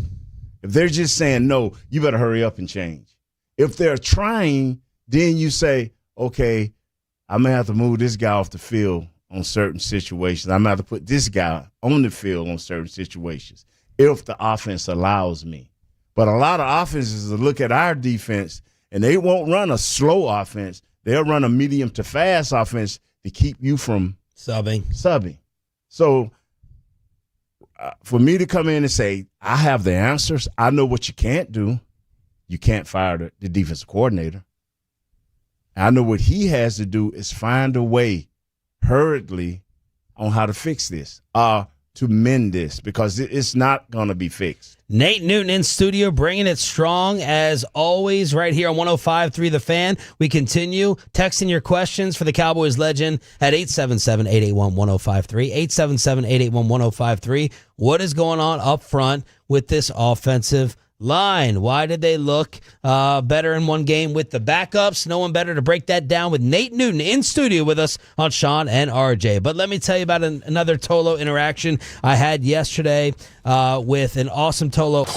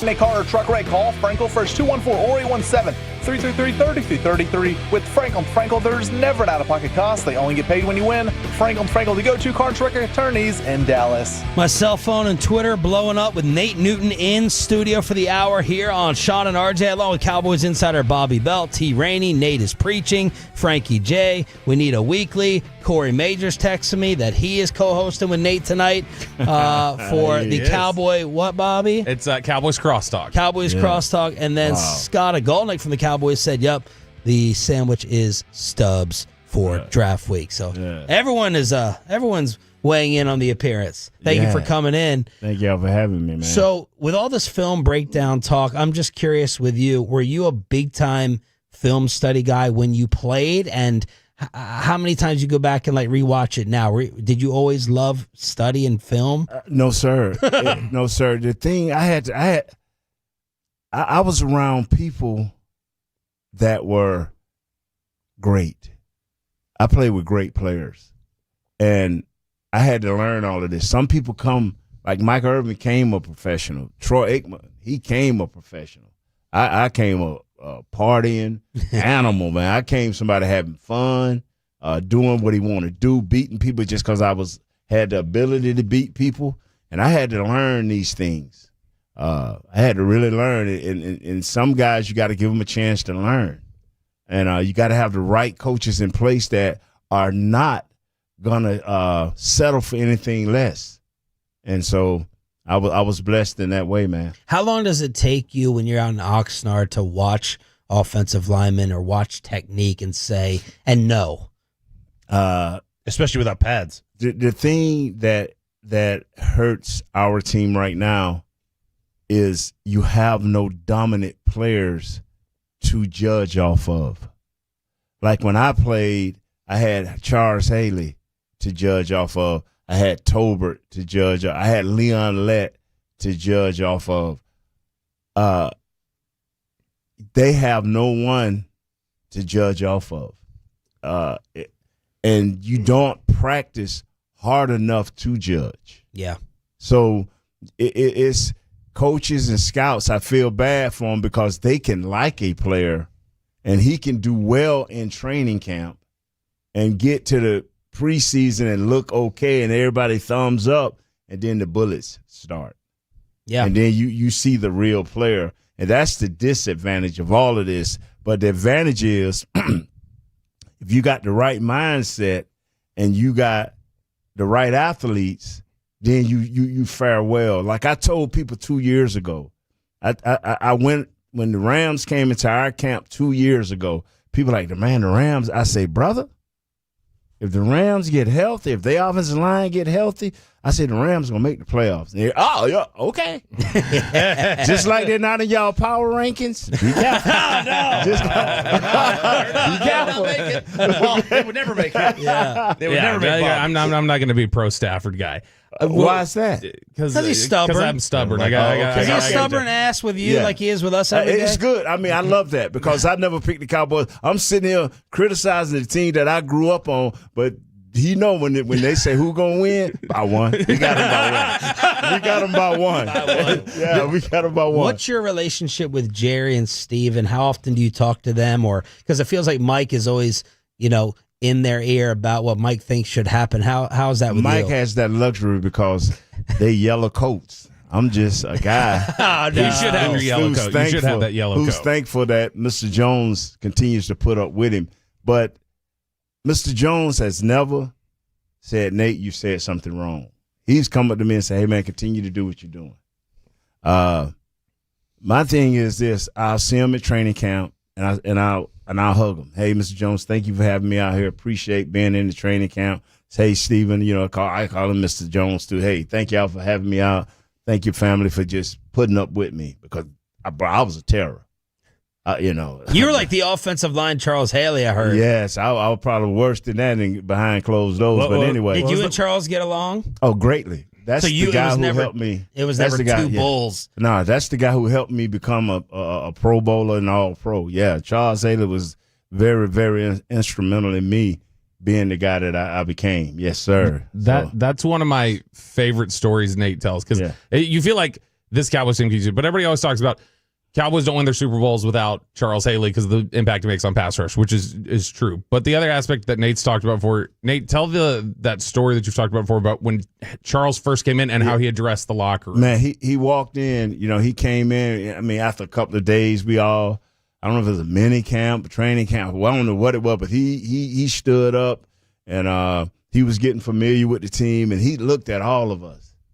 And he went to cussing and going on. He said, I can break down every one of you MFs. I can do this and do that. And he just started with Troy. And he went around the room just telling each guy what the 49ers and how they saw him. But then when all of this was over, he came up to me and said, hey, man, I watch you. I watch film on you. The first 5 or 6 games of the year, you look like an all-pro. You look like a stud. But I see you later in the year, you're out of shape. You don't look like the guy. You're okay, but you don't look like that guy we saw. He said, this is what I need for you to do is go home after practice, do whatever you're going to do, and be here at this time. We're going to start working out from Monday, Tuesday, Wednesday. Wow. And sometime on Thursday, and we're going to work out. And I'm like, oh, man, he was going to give me a schedule. He said, no, I'm going to be here with you. And him and Tony Tolbert was there with me every day. And we working out, and we doing our thing, and 6 Pro Bowls later. Yeah.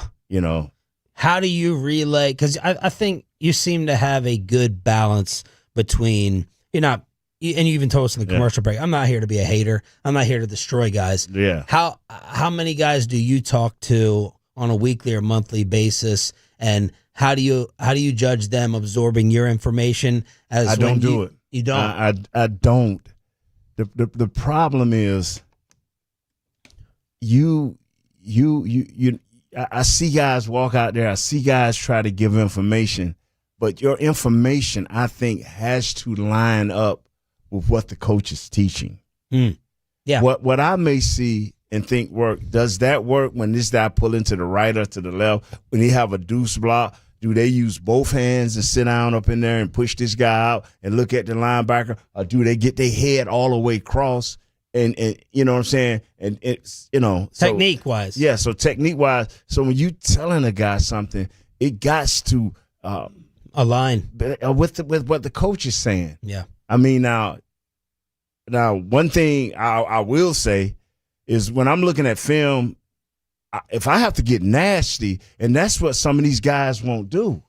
Man, if a guy is getting the best of me, and Tony Wise once told me this. We was going against Chester McLaughlin out of Clemson. Great athlete, a sometime player because he played when he wanted to. Mm-hmm. Great athlete. Raiders, right? Yeah, great athlete. And we were practicing against the Raiders, and I was trying to work my technique, get my hands inside, punch, and he was grabbing them, and he was beating me. And Coach Wise pulled me to the back. He said, "Hold on, Nate." He said, "Hold on, man." He said, "Yeah, I teach technique and I preach technique." He said, "But your job is to win." He said, "Your job is to get this dude and not let him be on your quarterback or your running back." And I looked at Coach. I said, "You sure?" he said, "Yeah." And so when I went back in there, it was ugly. It was ugly, but the job got done. Yeah. Sometimes you got to get the job done. Yeah. If you're supposed to be in the deep third, I know my lack of ability. I wasn't as good as Chester McLaughlin. So I knew that punching him with my right hand and grabbing him with my left hand was going to be the way I was going to stop him. You get what I'm saying? Yeah. And so if I'm supposed to be in that deep 1/3 and I know I run a 4.8, I'm going to be sitting on the goal line like, "Hey, bro, come get me." Yeah. You get what I'm saying? Yeah. You got to know who you are. Don't lose because you're trying to be perfect or you trying to be slick. Just do your job. So has any of the technique changed? Punching, yeah. A lot of guys don't punch. The great left tackle we had, I can't think of his name. He went to the Jets. Tyron was a great puncher, and once he punched you and hit you in the middle of your chest and he locked down, he was great. That was the last guy I saw done it with some consistency. That punching. Mm-hmm. Mark Stepnoski, our center, he was great at that hand placement, we call it. Me, I always had to work on my left hand. It was kind of always want to grab, like Jason the third, Friday the 13th, or Freddy Krueger or something like that. I'm trying to do something to you. It's just. Can you explain what that is real quick? Because there are some people who listen, they just go punch. What is that? Like he's literally punching him? You have you put your thumbs together and have your other fingers digits straight up, and you put your thumbs together and you try to punch to a certain area in a guy's chest. That's pass blocking. You're trying to punch. You're trying to jab him to stop him, to make him reset. Everything in the NFL is about a reset. When you're a cover corner, man corner, you up on the line, you trying to get this dude to reset. You trying to redirect him. When you're a defensive lineman and a running guy trying to run at you, you trying to punch him as quick as possible to make him reset so you can get, it's all about momentum and making another person reset. Nate Newton in studio here on The Fan. Assess this offensive line. It's a C plus B. It's a C because you don't have none of your starters, and none of them has been in there long enough to know who truly, except your left guard, who's truly the dogs are right now. He's your only true proven dog. Booker has got to get back in there. BB has got to get back in there. They got to make a decision on Guyton. You got to make a decision and live with it. Bobby's holding on for dear life with Guyton, trying to be right on Guyton. And I just need the technique to clean up. Yeah, Steele is who he is. If Steele could bend his knees, it would be a whole different. He would be a whole different guy. He is what Dak is. Dak is one of the best play action pass quarterbacks, and that is what Steele is, an old school right tackle. That's a play-action pass right tackle. The more you can get runs for him, the more confident he becomes, the bigger dog he is. But if you asking him to go 45 to 60 times passing, it's gonna be a hard day. Is that with a guy like Steele when you talk about building his confidence? If you're somebody like Schottenheimer, does it make sense then to all right, during the script, let's generate some stuff to get him just the feel of the game. Let's get him running. And then once we get him running. Unfortunately, we're the last ones thought about unless we be giving up a sack. Now, you're going to have the protections. Like, I love to run block, but after the first half, I wouldn't have ran another ball. I wouldn't have. I mean, and I promise you I like to run the ball. You're talking about against Carolina? Yeah, against Carolina. Man, that's what Olsen was saying. You had three guys that were on fire. You had Pickens. I'm saying it right? Yeah, you got it. You had Pickens, you had Flournoy, and you had our tight end 87. Ferguson. They on fire. They on fire. I always believe the team that wins should have won, but I think we could have pressed it a little harder. If we'd have just, and I promise you, Coach saw that. Because if you look at how they did our run, it was not their linebackers that deteriorated our run. It was their defensive line. It was Ashawn Robinson, number 94. It was Big Brown, number 95. And the other kid, I think, is Brown, too. Number 97, Bobby Brown. They stopped the run. When you see 1.6, when you see anything two and less per carry, that means your defensive line is very, very active. When you see 3.5, that means your linebackers are getting there a little bit with your defensive line. But when you see 2 and less, that means your defensive line is in there on you. Let's get some calls in for Nate Newton at 877-881-1053, 877-881-1053. The totals are going crazy. You can ask Nate Newton your Cowboy questions or football questions yourself next on The Fan.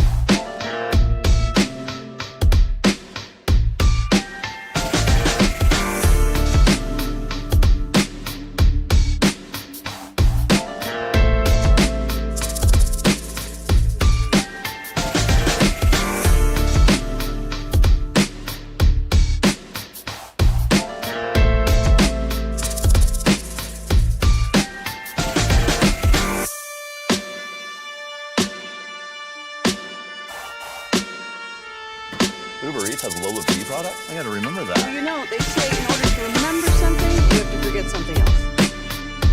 Okay, now that is a very cute haircut. That's like a little shag. I've never seen it before. Well, I mean, of course, Rachel. Oh, is that your name? No, I mean, like your name. No, I'm Jen. My name's Jen. Right, but I just mean like this is your haircut, but that's hair on your head. I'm not saying this is your hair.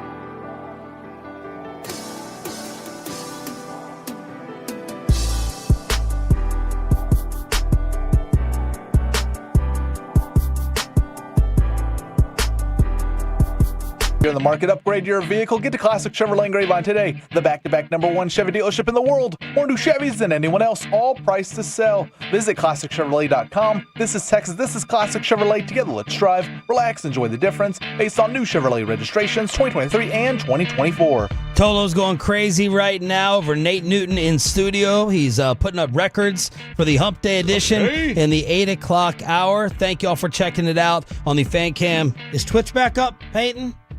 It wasn't. Aiden, is Twitch back up? It wasn't. What like is 30 minutes Twitch? ago. No Twitch. One of the new social media things. Oh. It's one of our other video platforms. What social media do you have? Okay, I got somebody put Instagram on my phone. Okay. And I've always had X. Okay. Mm-hmm. And then somebody put Facebook up years ago. I got 2 Facebook accounts. And, the only time I use it is just throw something positive out there. You know, like my kid's birthday. Trey, his birthday today. Happy birthday, Trey. My son, How old? Trey. He's 36. Man, I remember he was 12. Yeah. You know, my baby done grew up. He's a good man. God, thank you, God. Because his mama did a great job. Because I ain't let him hang around me. I ain't want him to hang around daddy, boy. When did you switch or flip? Flip what, my brother? Personality wise. Oh man, and what caused it? Just God was good to me, man. God, I was brought up in a house of love and Christianity, and then when I went through all of growing pains, the ins and outs of the jails and all of that, man. One day, and I needed a job. I had never worked a job in my life, fellas. Yep. Even when I had a job in the summer in college, we didn't do nothing but go sit up under a shade tree. So I needed a job, and the job, man, and it happened so quick. And so I got back in my car, man. I just said, God, hey, I'm riding with you. And so I've been riding ever since, man. And then ESPN gave me a job, and Chop was there, and I told everybody, I said, y'all, I've been a hell raiser. I've been doing this, and I've been living on the wild side. I said, but if y'all give me a chance, I'm going to change. And they gave me a chance. ESPN gave me a chance. Mr. Jones gave me a chance. And, man, I've been trying to do it right, for a long time. My family gave me a second chance. I've been trying to do it the right way, man. That's awesome. Yeah. So you weren't scared of him back in the day like Pac-Man? Pac-Man freaked me out. Yeah, okay. Pac-Man was different. That was different. Pac-Man was in for a whole show. I mean, I've never seen wrists that thick. Yeah. I mean, that guy was, he was put together, but he was also, he looked at you and it was like, okay, I'm going to stay over here. I'm going to get behind this glass. But you got here. new Nate. Oh, I got new Nate. Nate was great. Nate was a treat. He was like, because that was not long after you came back. Yeah. And it was totally different. Deion Sanders, Michael Irvin, these guys, Barry Switzer, these guys, they roll with me, man. People, I ride or die. Man, shut up. I met more dudes that told me, man, I tried to tell you. Well, okay, while we're sitting in the car with the girl, you tried to tell? You're riding around with a 6-pack and some Johnny Walker Red, and you trying to tell me? Come on, man. If you had the blue, I would listen. Nate, you said you did not watch and you weren't that interested in the Gambler documentary. Why not? Yes, sir. Because I lived it. I man, the things I've seen, the things I've done, bruh. Come on, man. No need to revisit. Man, you know what? And I have to ask for forgiveness. When I go to thinking and reminiscing on that right there, I have to ask because I didn't treat my first wife right, treated her with the total disrespect, didn't treat my kids right. I mean, I loved them. I never was harsh on them, but like y'all are going to the soccer games and all this right here. Man, I went one time, went to a baseball game and cussed out the ump. I'm like, come on, man. So, for me to be where I'm at right now, come on, man. Awesome. Nate Newton in studio. Jesse Holly texting me. This man is cooking right now. And, of course, you work with Jesse over there in Frisco. Tolos are calling from all over the country to ask you questions, Nate. Jason in D.C., start us off. You're live on the Fan. Hey, good morning, guys. How's everybody? Good. All right. Nate, tell me a little bit more about this White House. Man. No. He right. Only thing I could tell you, man, is back in the day, I enjoyed myself. Yeah. I never had to work when I went to the White House. It was always plentiful. That's all I'm gonna give you, bro. Luke in Plano, you're up next. Go ahead, Luke. What's up, Nate? How First you doing? of all, thank you so much for spending this morning with us, man. What a blessing. Yeah. Second of all, I have two questions.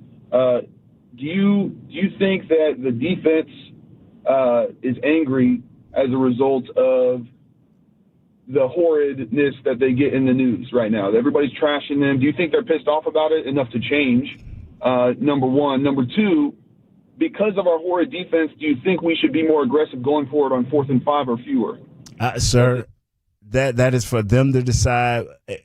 I would be hurt when I went, but see, people forget I was a part of a 1-win team, a 3-win team, and it takes players with the right attitude to change.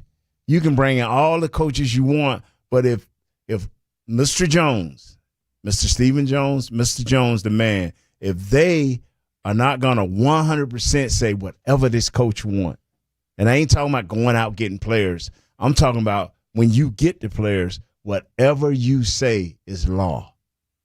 Who are some in there, Nate, that you like and believe in mentality-wise? Talking about the player, coach? Player. Or coach. You know what, man? I've never wavered because I've always had a certain belief in Dak, a certain way I've thought of Dak. I've always said this about Dak, and I'll never change. He is not a great, great quarterback. He is a great, great leader that if you put the tools before him, he will work them tools. And this is I'm so mad that CD's hurt. Not that I'm not mad at CD, but because CD is the safety changer. He makes that, and now you can start getting at Dak in the old ways, the movements. You take away your number one receiver. Can this guy do this and can this? Now, Shotty has found a way to keep this thing unlocked because we had a love-hate. This year we hate that. This year we love that. Yeah. This year we hate that. I've always told my wife, because my wife be like, can he do it, baby? I say he can do it if they give him the tools. Now, he's not no Mahomes. Yeah. No, he's not. He's not no Brady. No, he's not.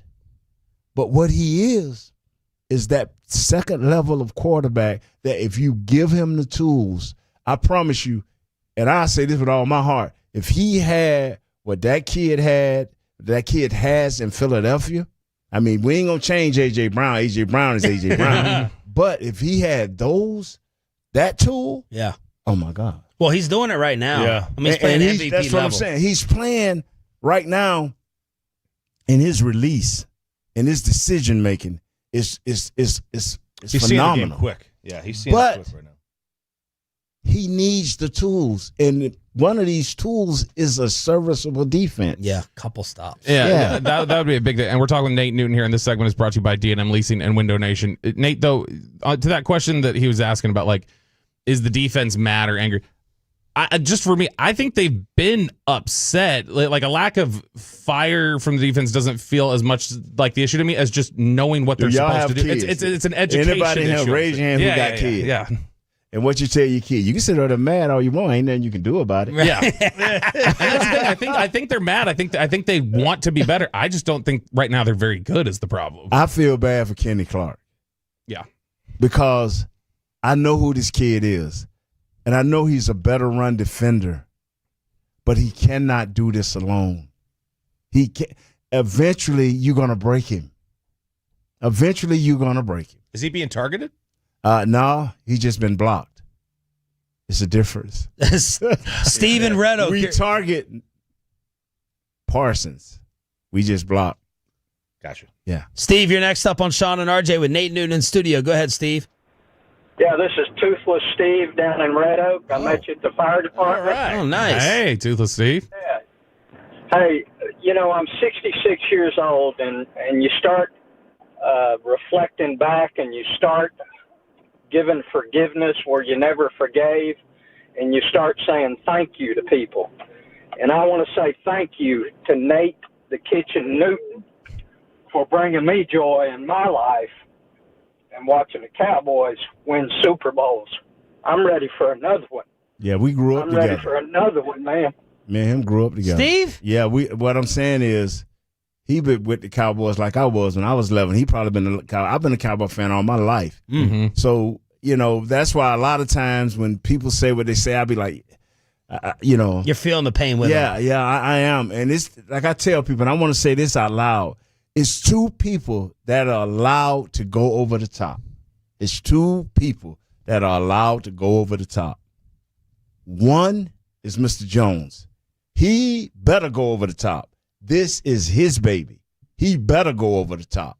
Say what you got to say, Mr. Jones. We'll keep breaking it down and getting it wrong.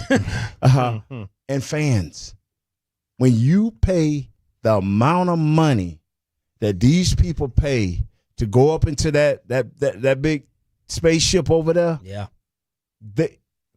let these people think what they want.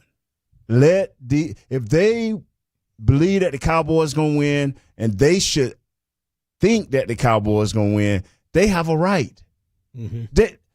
I tell people, man, when you go sit up in the press box and try to tell people that, hey, man, well, you ought to think this way and you ought to think that way. Well, brother, you didn't save up all summer long so for your kids to spend $1,000, $1,500. You sit up here giving your backwards opinion that ain't right to these people that's out there giving it all up. And that's why I try to tell players, hey, man, don't be ignorant. These are our people. That's why I'm in y'all place today. Mm-hmm. Yeah. These fans. So it's two people that I allow to say whatever they want, and I may not always agree, but hey, bro, my wife is one of those fans. You got one more segment in you? Yeah, I got one more. All right, let's do it up. Line up the phone lines at 877-881-1053. We got Nate Newton for one more segment right here on 105.3 The Fan to answer all your football and Cowboy questions.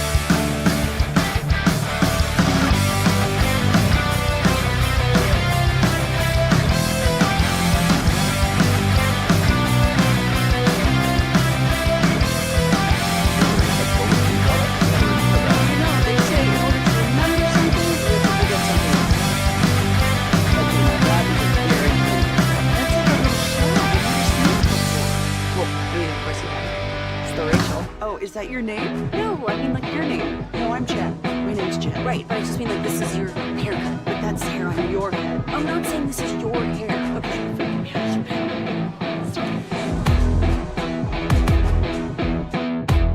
By our D&M Leasing Studios, this is Sean and RJ on 105.3 The Fan.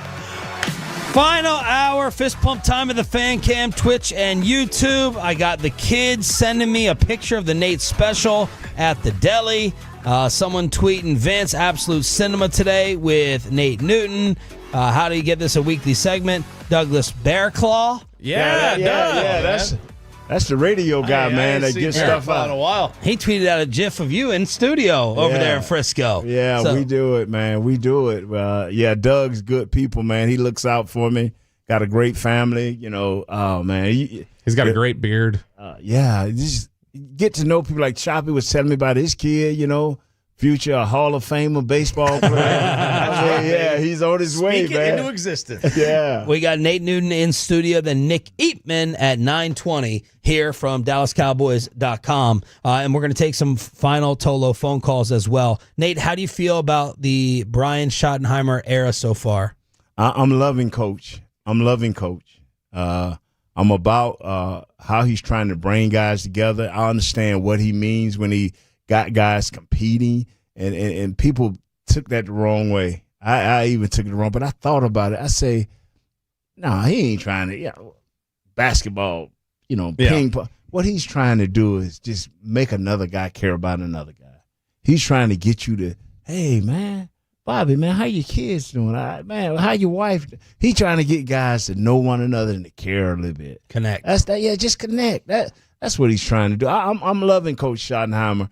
And I feel bad for him that he's taking this heat. Yeah. But which he should get this heat about his defense. Yeah, he's catching some shrapnel. Yeah, bro, you catching a lot, and I know your hands full over the offense, but that's your baby too. Let me ask you this, Nate, because you are in the media, you spoke to the media. We've all been trying to judge this week. Like, how do you, when I tuned into y'all's post game, and y'all weren't thrilled with Brian in the post because you felt like it wasn't harsh enough. Barry Church said it. All of you kind of on set said it. How do you judge that? Protecting players versus when you need to call out or be a little angrier publicly? He's got to decide that. We from where we came from, that Jimmy would blast. He don't get excited one way or another. It's hey, man, this is who we are. This is what we do. We'll work on this. Hey, drop ball. I am not worried about this guy. You'd be like, well, Coach, that could have cost us the game, which it was part of a loss. So I'm trying to adjust to that, but I like where he's trying to go with this. Like I said, if you can't be this far down as a defense and have that good of an offense, and you don't meet anywhere in the middle. That's too heavy of a weight. Like when y'all giving your power rankings. I mean, can you stop bringing those up? No, stop. What's wrong with them? God almighty. You know what I'm saying? Move forward. What if the Cowboys beat the Washington Commanders, then go out there and beat Denver? You know what I'm thinking. I'm a crazy Cowboy fan. Been one all my life, so I can fantasize real quick and change my mind. But where do you guys go? Y'all got to think of the future. Yeah. Like a lot of the picks you make in the day, hoping that you can carry these things into the future. Yeah. But you know how quick this thing will change? If the Cowboys just beat Washington? Yeah. You know how quick it's week to this week. change? It's a week to week league. Now, the point that Sean's asking about that, that's an interesting thought to me. Did Jimmy ever present something, either a demeanor differently at the podium than he did to you guys in the locker? You just speak through the media. Was it always the same at the podium and in the locker? Yeah, he would change. He would speak to the media. He would speak to us through the media sometime. Yeah. But when he talked to us, it was straight man to man. And he would be talking in general, but you would think he would be talking to you. He would be talking in a general emphasis, but you would be like, wow, he's talking to me. Do you think Shotty probably talks differently to the locker than he does at the podium? Yes, he does. He talks different, but the thing is, the way this thing is built, the cap situation, you only have so much talk you can do. Yep. The player rules. Yep. When I played, Yep. and I don't, y'all rarely ever hear me talking about when I played because it don't matter now. What matters is what's happening today. But back in those days, you wasn't making but a couple of $100,000. Bye. Yep. You know, Asthma field. Yeah. So and I saw that. Yeah, I was part of that. Jason in Dallas, you're next up with Nate Newton on the D&M Leasing Hotline. Go ahead, Jason.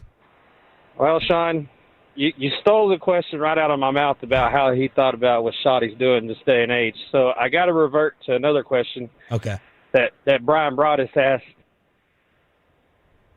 The first question I want to say is, a long time ago, Nate, when you was playing, there was a different level of nastiness that y'all played with. Right. Do you feel like in this day and age that the level of nastiness they're allowed to play with is because of, like, the coaching, or is they just kind of steer away to because of just the way the NFL is now? It's the way the NFL is. I mean, like I CBA. Yeah, man, I would get after a guy, man, and But Nate, if you were part of that Players Association and they said practice twice a week, 1 hour, you've probably taken that too. The thing is, we are a part of that. We older players fought for stuff like that. So we are part of this decline in the physicalness of the game. The union now doesn't really – they don't fight for guaranteed contracts. They fight for time off. Yeah. And there was a time where they were fighting for weed. Yeah.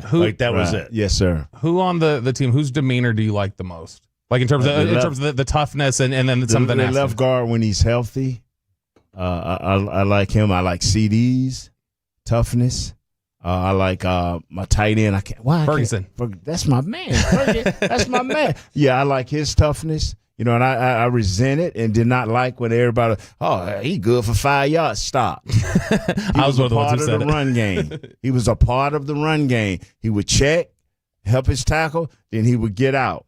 You know, he's a part of the run game. Everybody can't be the guy that's at KC with the beautiful woman and running all over the field. You know what I'm saying? Ferg in Miami, you're up next, listening on the Odyssey app. Go ahead, Thanks Ferg. for calling in, Jason.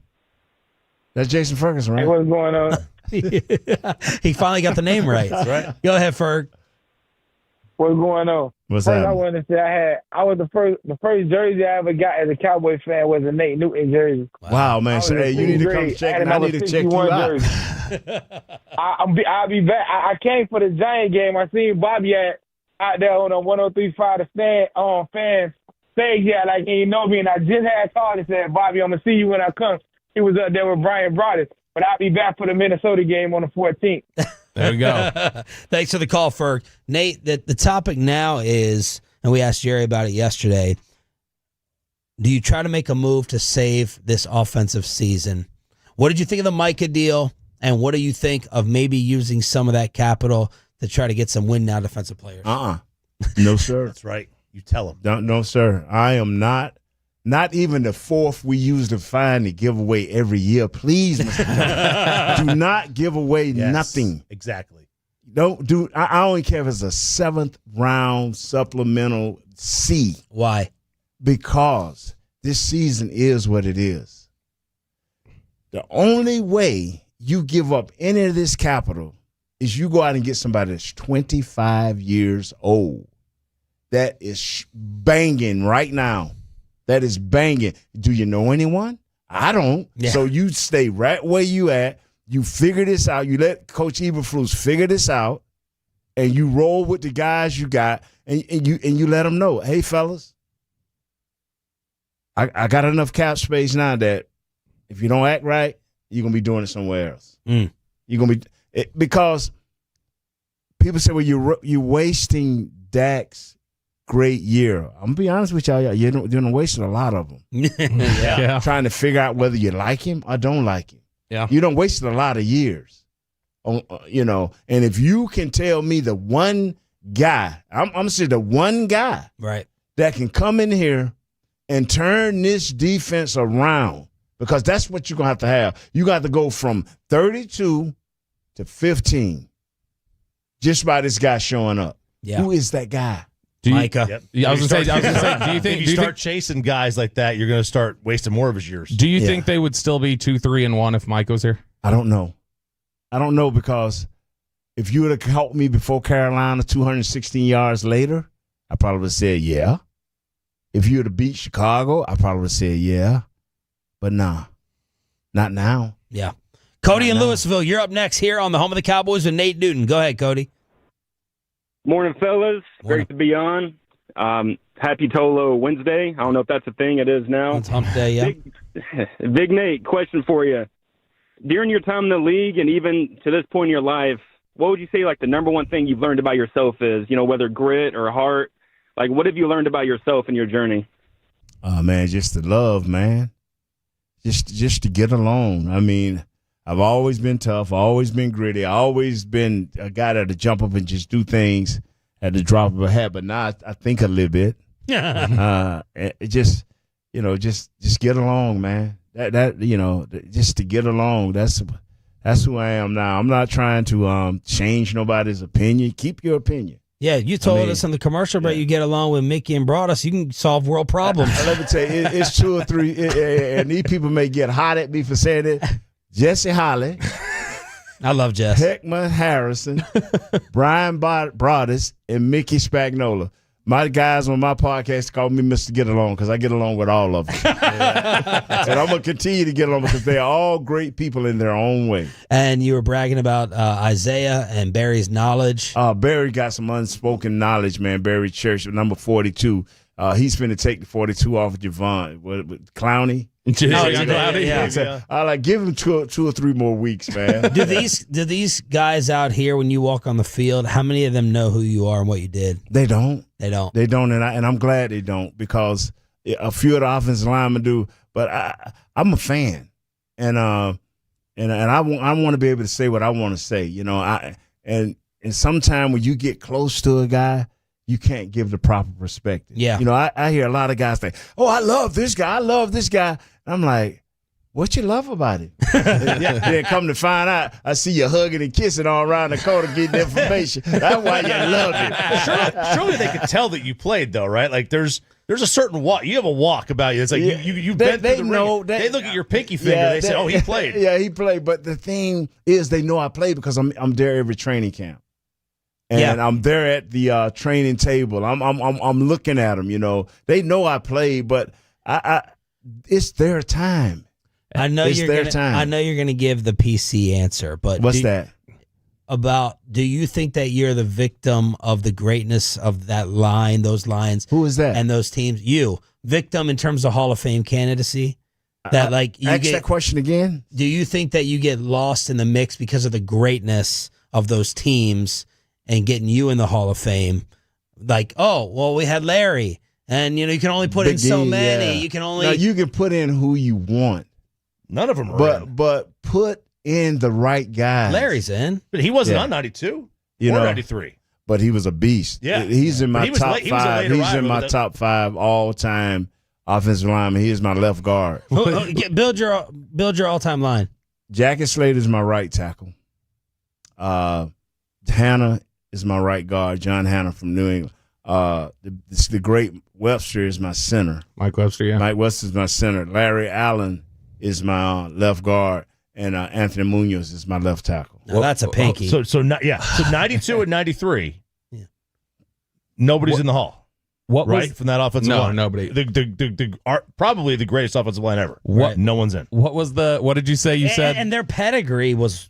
The pedigree, we there weren't first rounders. None of y'all, I think third round was the highest draft. That's insane. Yeah. Larry Allen, I think, was our highest. He was second. Too. Yeah. But that was later. Yeah, that was later. Yeah. What was it you said the first time you saw Larry Allen at a practice? I knew somebody's job was going to get to him.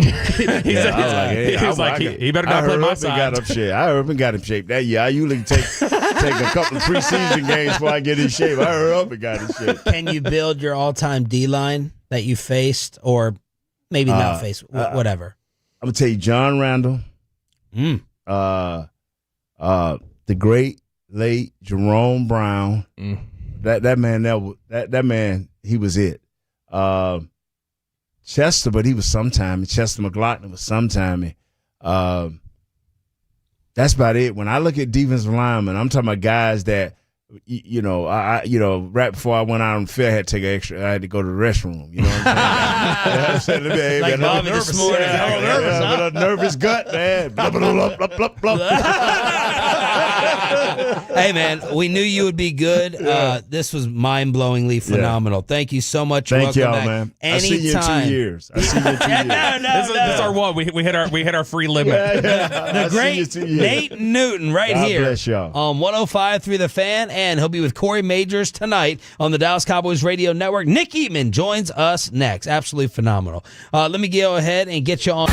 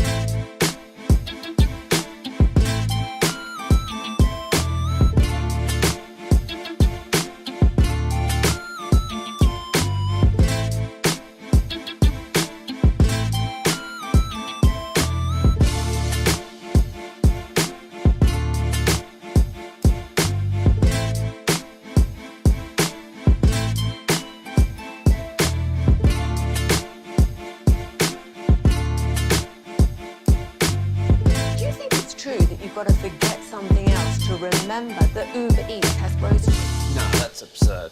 Hey, remember when you used to be what was it, Pepper Lady? Pepper Lady? Wasn't it Cinnamon Sisters? Basil Babes. Saffron Squad?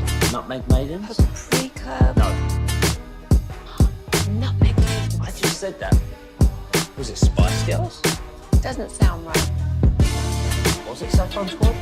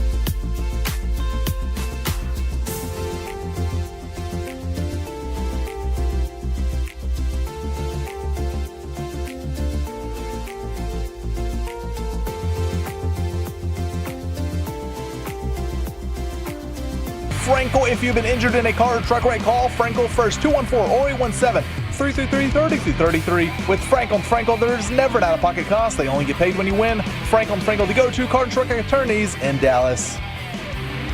Nate Newton, wow. Fantastic, man. That was incredible.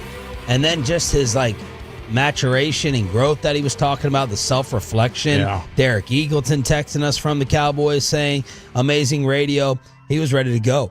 We've talked about this before, he never got into coaching or really had a desire to do it. But, I've done stuff with him now for 2 years, and he's always been, I'm just saying, he's always been good. But in the last year, you're seeing with Nate, he's it's becoming more of a passion project to him of I want to educate and communicate and help people understand this better. No, And I'm sure he's listening right now, driving away, but he said he won't see us for 2 years. He did not sound like that at 103.3. He did not sound like that ESPN. he's gotten his reps. That was a mind-blowing appearance, in my opinion, in studio. Phenomenal radio, in my opinion. Nick Eatman, DallasCowboys.com, joining us every hump day. At this time, brought to you by the WinStar World Casino and Resort. Proud to be the casino of the Dallas Cowboys. Please game responsibly. Have you recovered from the Carolina game? Yeah, I'm good. I've recovered. It wasn't my worst trip to Carolina ever, but it was maybe one of the worst finishes. Just with the way that they lost that game, but I'm good. Okay, so Jerry with us, and then afterwards, while announcing the East-West Shrine game, the headlines yesterday were best pass rush group, got the ammo to make a trade, and you want to see more man? You may be seeing more man, starting with the Commanders. Which one of those would you like to start with? Let's go with the last part. You can't spell Commanders without man, so let's No, it's got to happen, right? If you're not changing the coach, then if you're not changing the voice in the room, then you have to change something. And I've always been told that the greatest coaches are the ones that can fit their player, the scheme around the players, and not the other way around. And that's not what's happened here. So, in a game like the other day, they let that one slip away because I still believe they were playing a quarterback not capable of winning games on his own. And that's he didn't have to. And that's the problem. They didn't make him go win a game. So they let Rico Dowdle run all over them. And, and that's not a shot at him, but that, he is what he is. And so, and they lost a game because of it. So they better change something, and it sounds like that's what they're going to do. But the pass rush part, I don't understand that. I felt like he misspoke, and I don't know. I wouldn't even want to comment on that because there's no way that's accurate as far as like the best that they've had. So I don't really know exactly what the meaning there was. Nick, this is obviously just asking you for a guess, but how much of their Eberflus defense, Jerry, Steven, Coach, is belief versus building him up publicly? I think it's probably a little bit of both. You know, it's tough. It's tough, guys, and this isn't just a football thing with coaches. It's tough when, in reality, when you see people that you work with or whatever, that you're like, maybe this could be better. I'd like to see this different. But as the person, the human being part of it, they're great people. They're a great person. So you want them to succeed. You want them because number one, he's done it. He's been a good coach before. Two, he's a really great person that everybody enjoys. Everyone likes this guy. So you're rooting for him, not just because of the job that he has, but because of who he is and the person is, and his family, and they say, so everybody's rooting for him. So I don't know if I answered the question, but I think that right there is that they want him to succeed so badly that they're almost willing, like forcing it that it's going to happen. But there has to be change. There has to be change. He's a smart person, and a smart coach knows this is definitely not getting it done. So something's got to change. Nick Eatman from DallasCowboys.com joining us here on Sean and RJ. Nick, we just asked Nate this question in the last segment. How much or how different do you think the way Shoddy discusses things or addresses things at the podium is versus how he's going to address it in the meetings with Jerry or the meetings with players? Like, do you think that, hey, he's taken a certain position here with Matt Eberflus, but there may be tougher discussions when they're behind closed doors? I think so. I think that is the case because because I've heard, from people that work with him that, oh man, when he gets on one, like he'll let you know, he'll let you have it if he's not happy about this or that. So, and we're talking like off season, training camp, schedule things, whatever the case may be. When you're the head coach, you got your hands in everything. So, apparently it's like it's respectable. That I think everyone likes Shoddy, but he has had a side of, oh no, he'll get after if he needs to. So to answer your question, I think, and we haven't necessarily seen that. He hasn't really been that way with us. We've heard some coaches around the league, first-year coaches that are kind of short with the media, and we haven't seen that here. So I think that yes, he does have different tones when he's talking to different things in front of, whether it be in front of the camera or not, just like we all do. I mean, we all talk differently when we're not on the mic. I would hope. I think so. I know I do. I do for sure, yeah. Do we dissect and give too much credence to what they say in general? No, I don't think so. That's what we do, right? That's why we all have jobs. I mean, that's and that's all. What else are you going to dissect? Yeah. I mean, this is what it is, and this is what they are in front of the camera. So now the question is do we think there could be a different side? Yeah, of course. I mean, let's go back. I mean, Jason Garrett. I mean, I guarantee you, Jason Garrett didn't go into the defensive coaches sometimes and say, or any coach, when he was upset, say, "How we doing, guys?" I mean, like that's the message we saw to us, but that doesn't mean that he didn't change. And I know Jason Garrett was that way when he needed to make a change. He would be smiling, which would make it kind of weird because he would be mad and still smiling, which we've coined that phrase around here as the hate smile. He's one of the best to do it. There's some others that'll hate smile you. Nick Eatman, D&M Leasing Hotline from DallasCowboys.com. Put these in order of preference with a lot of this trade talk that we asked Jerry about, and he commented on again yesterday. The Cowboys buy, sell, stay. I'm buying. Ooh. I'm buying. I'm buying all the way. I say this all the time. For some win now defensive help this year? Yes. Because to be a good football team, and this is a message that I've always thought, is that you've got to be great at something. You've got to be great at this. You can be maybe average here, maybe a little below average here, but if you're going to be a really good team, you got to be great at something. I think they are. I think they are great at something. I think their offense is really great. I think it's only going to get better. I think as long as they can stay healthy, they're going to get healthier. I think this thing is going to continue to click, and I think the offense is going to be something special. Not wasting that. Not wasting a Dax in his 10th year of playing the best football of his career. I'm not wasting that. So I'm going to make a move because I don't need them to shave off 15 points a game. I need 2 stops. I said this yesterday. I need a field goal that turned into a punt, and I need this touchdown that turned into a field goal. That's 7 points for me. That's 7 points. You just look at the schedule, take off 7 points from the opponent, and see what your record is.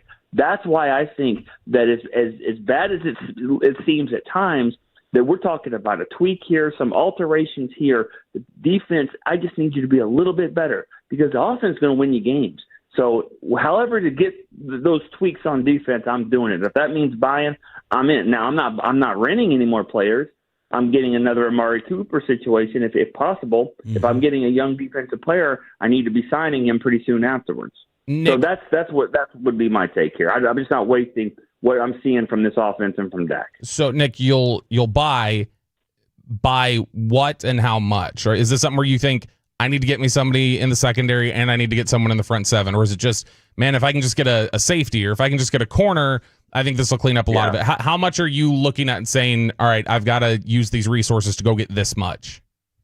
Yeah, I mean, you're not trading both your first-round picks. Right, yeah. And if you're trading any of them, because you got to remember, too, the later that this goes into the season, you know, if you are going to rent a player, you're not going to use a first-round pick for it. But even if you're getting a guy that's at the end of his contract, you know, next year, but each week that goes by, you're going to have to pay less and less, I would think, for it.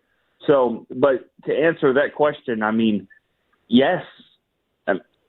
I mean, I think cornerback help is needed.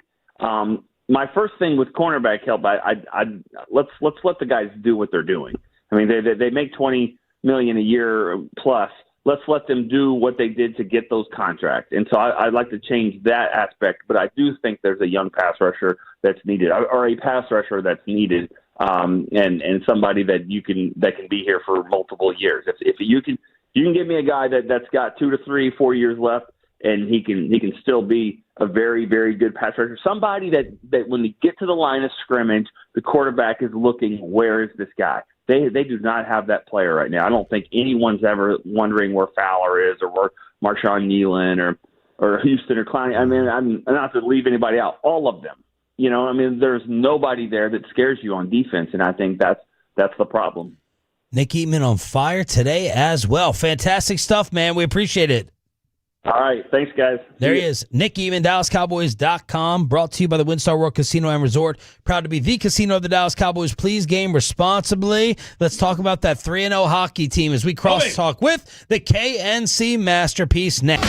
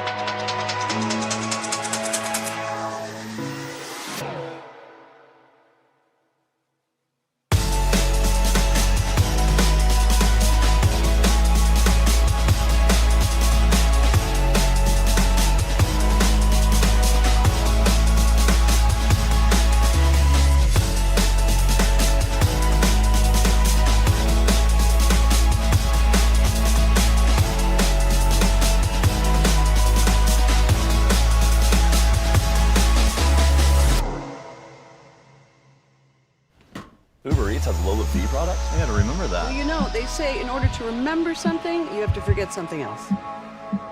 Okay, now that is a very cute haircut. That's like a little shag. I've never seen it before. Well, I mean, of course you have. It's the Rachel. Oh, is that your name? No, I mean like your name. No, I'm Jen. My name's Jen. Right, but I just mean like this is your haircut. But that's hair on your head. I'm not saying this is your hair. Okay.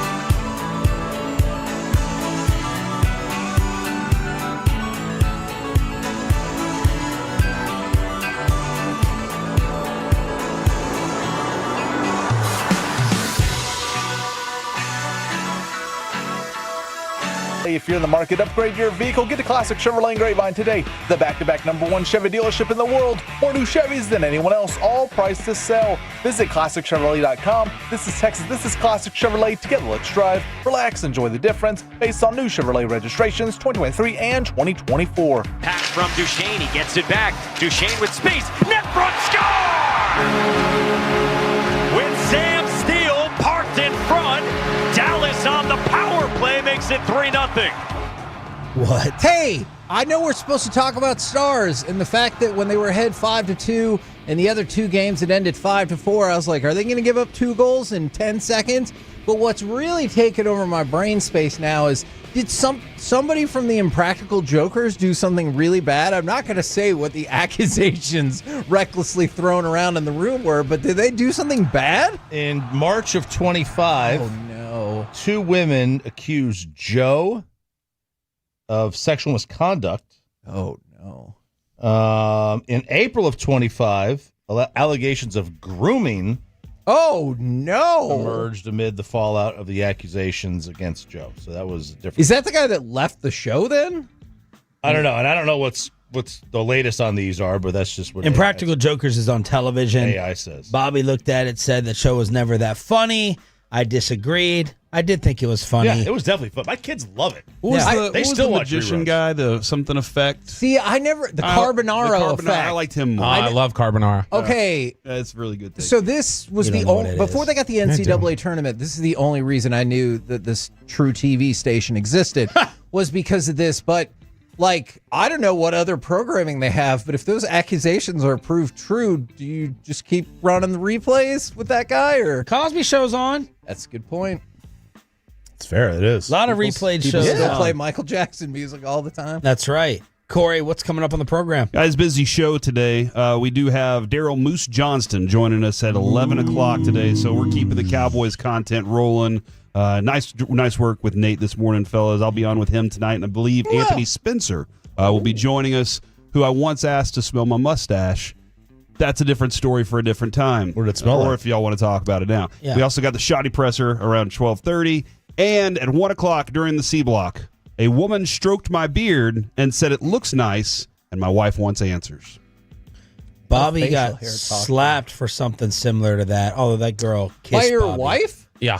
It was we were at Pete's Piano Bar and we had moved up to the tables and Kristen was back getting a drink and the girl who was at the table previously came over and was like, "Where's my phone? Where's my phone?" And I looked and it was down on the ground and I picked it up and I was like, "Here you go." And she took the phone and she, "Oh my gosh, thank you." And she grabbed my head and like kissed my cheek and then walked off.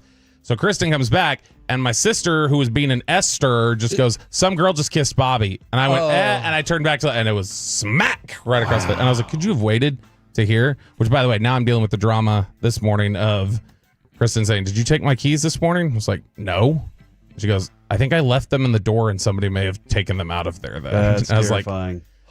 It's always a bad day at the belts. That is terrifying. and then I was like, "Well, get the." I mean, I assume they're at the house somewhere, but she generally finds stuff like that pretty quick. Is she So I a was trouble like, starter?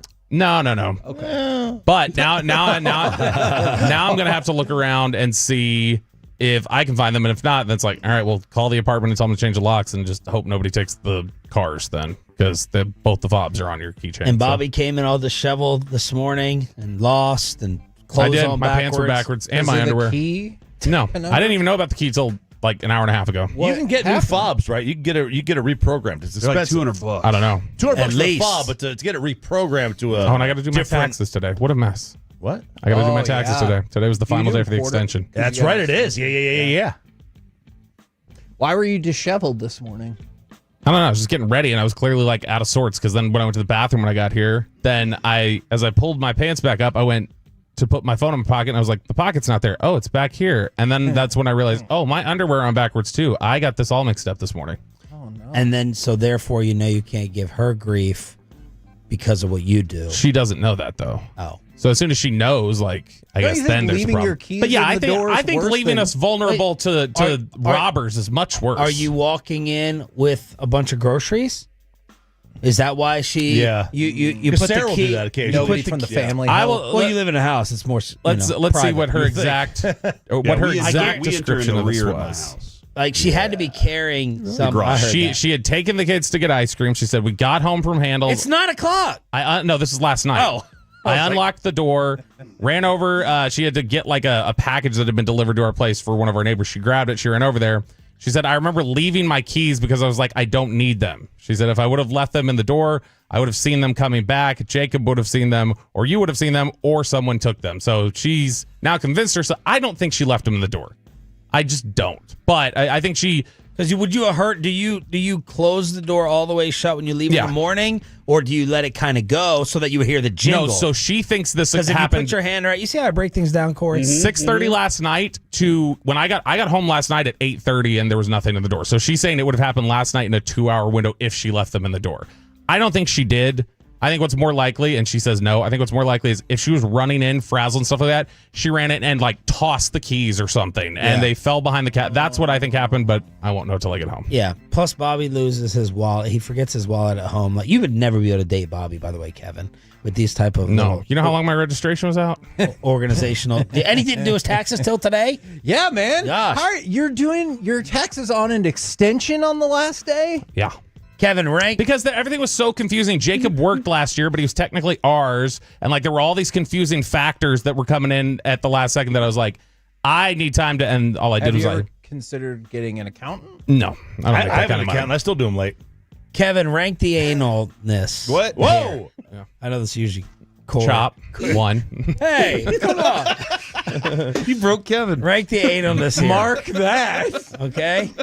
We got Jerry Jones this morning. Which one makes your skin crawl the most, the least? Losing the keys, losing the wallet, or not doing these taxes until the final day of the extension? Yeah, I'm sorry, Are you Bobby. unforgiving if your wife loses her keys or wallet?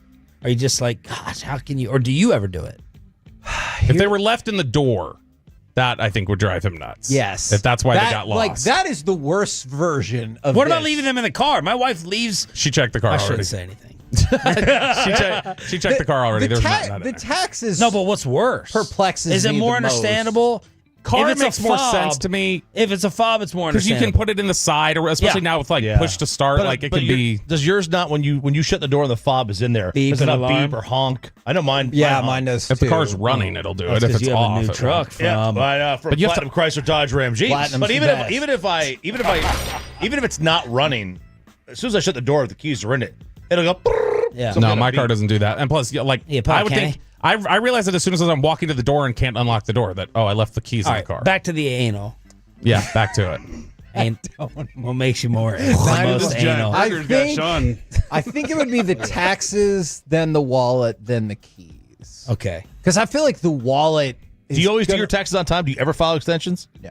This is the first year I've ever my guy filed an literally extension. files an extension the first day he's able to for me. Why? But that's his job. I don't know.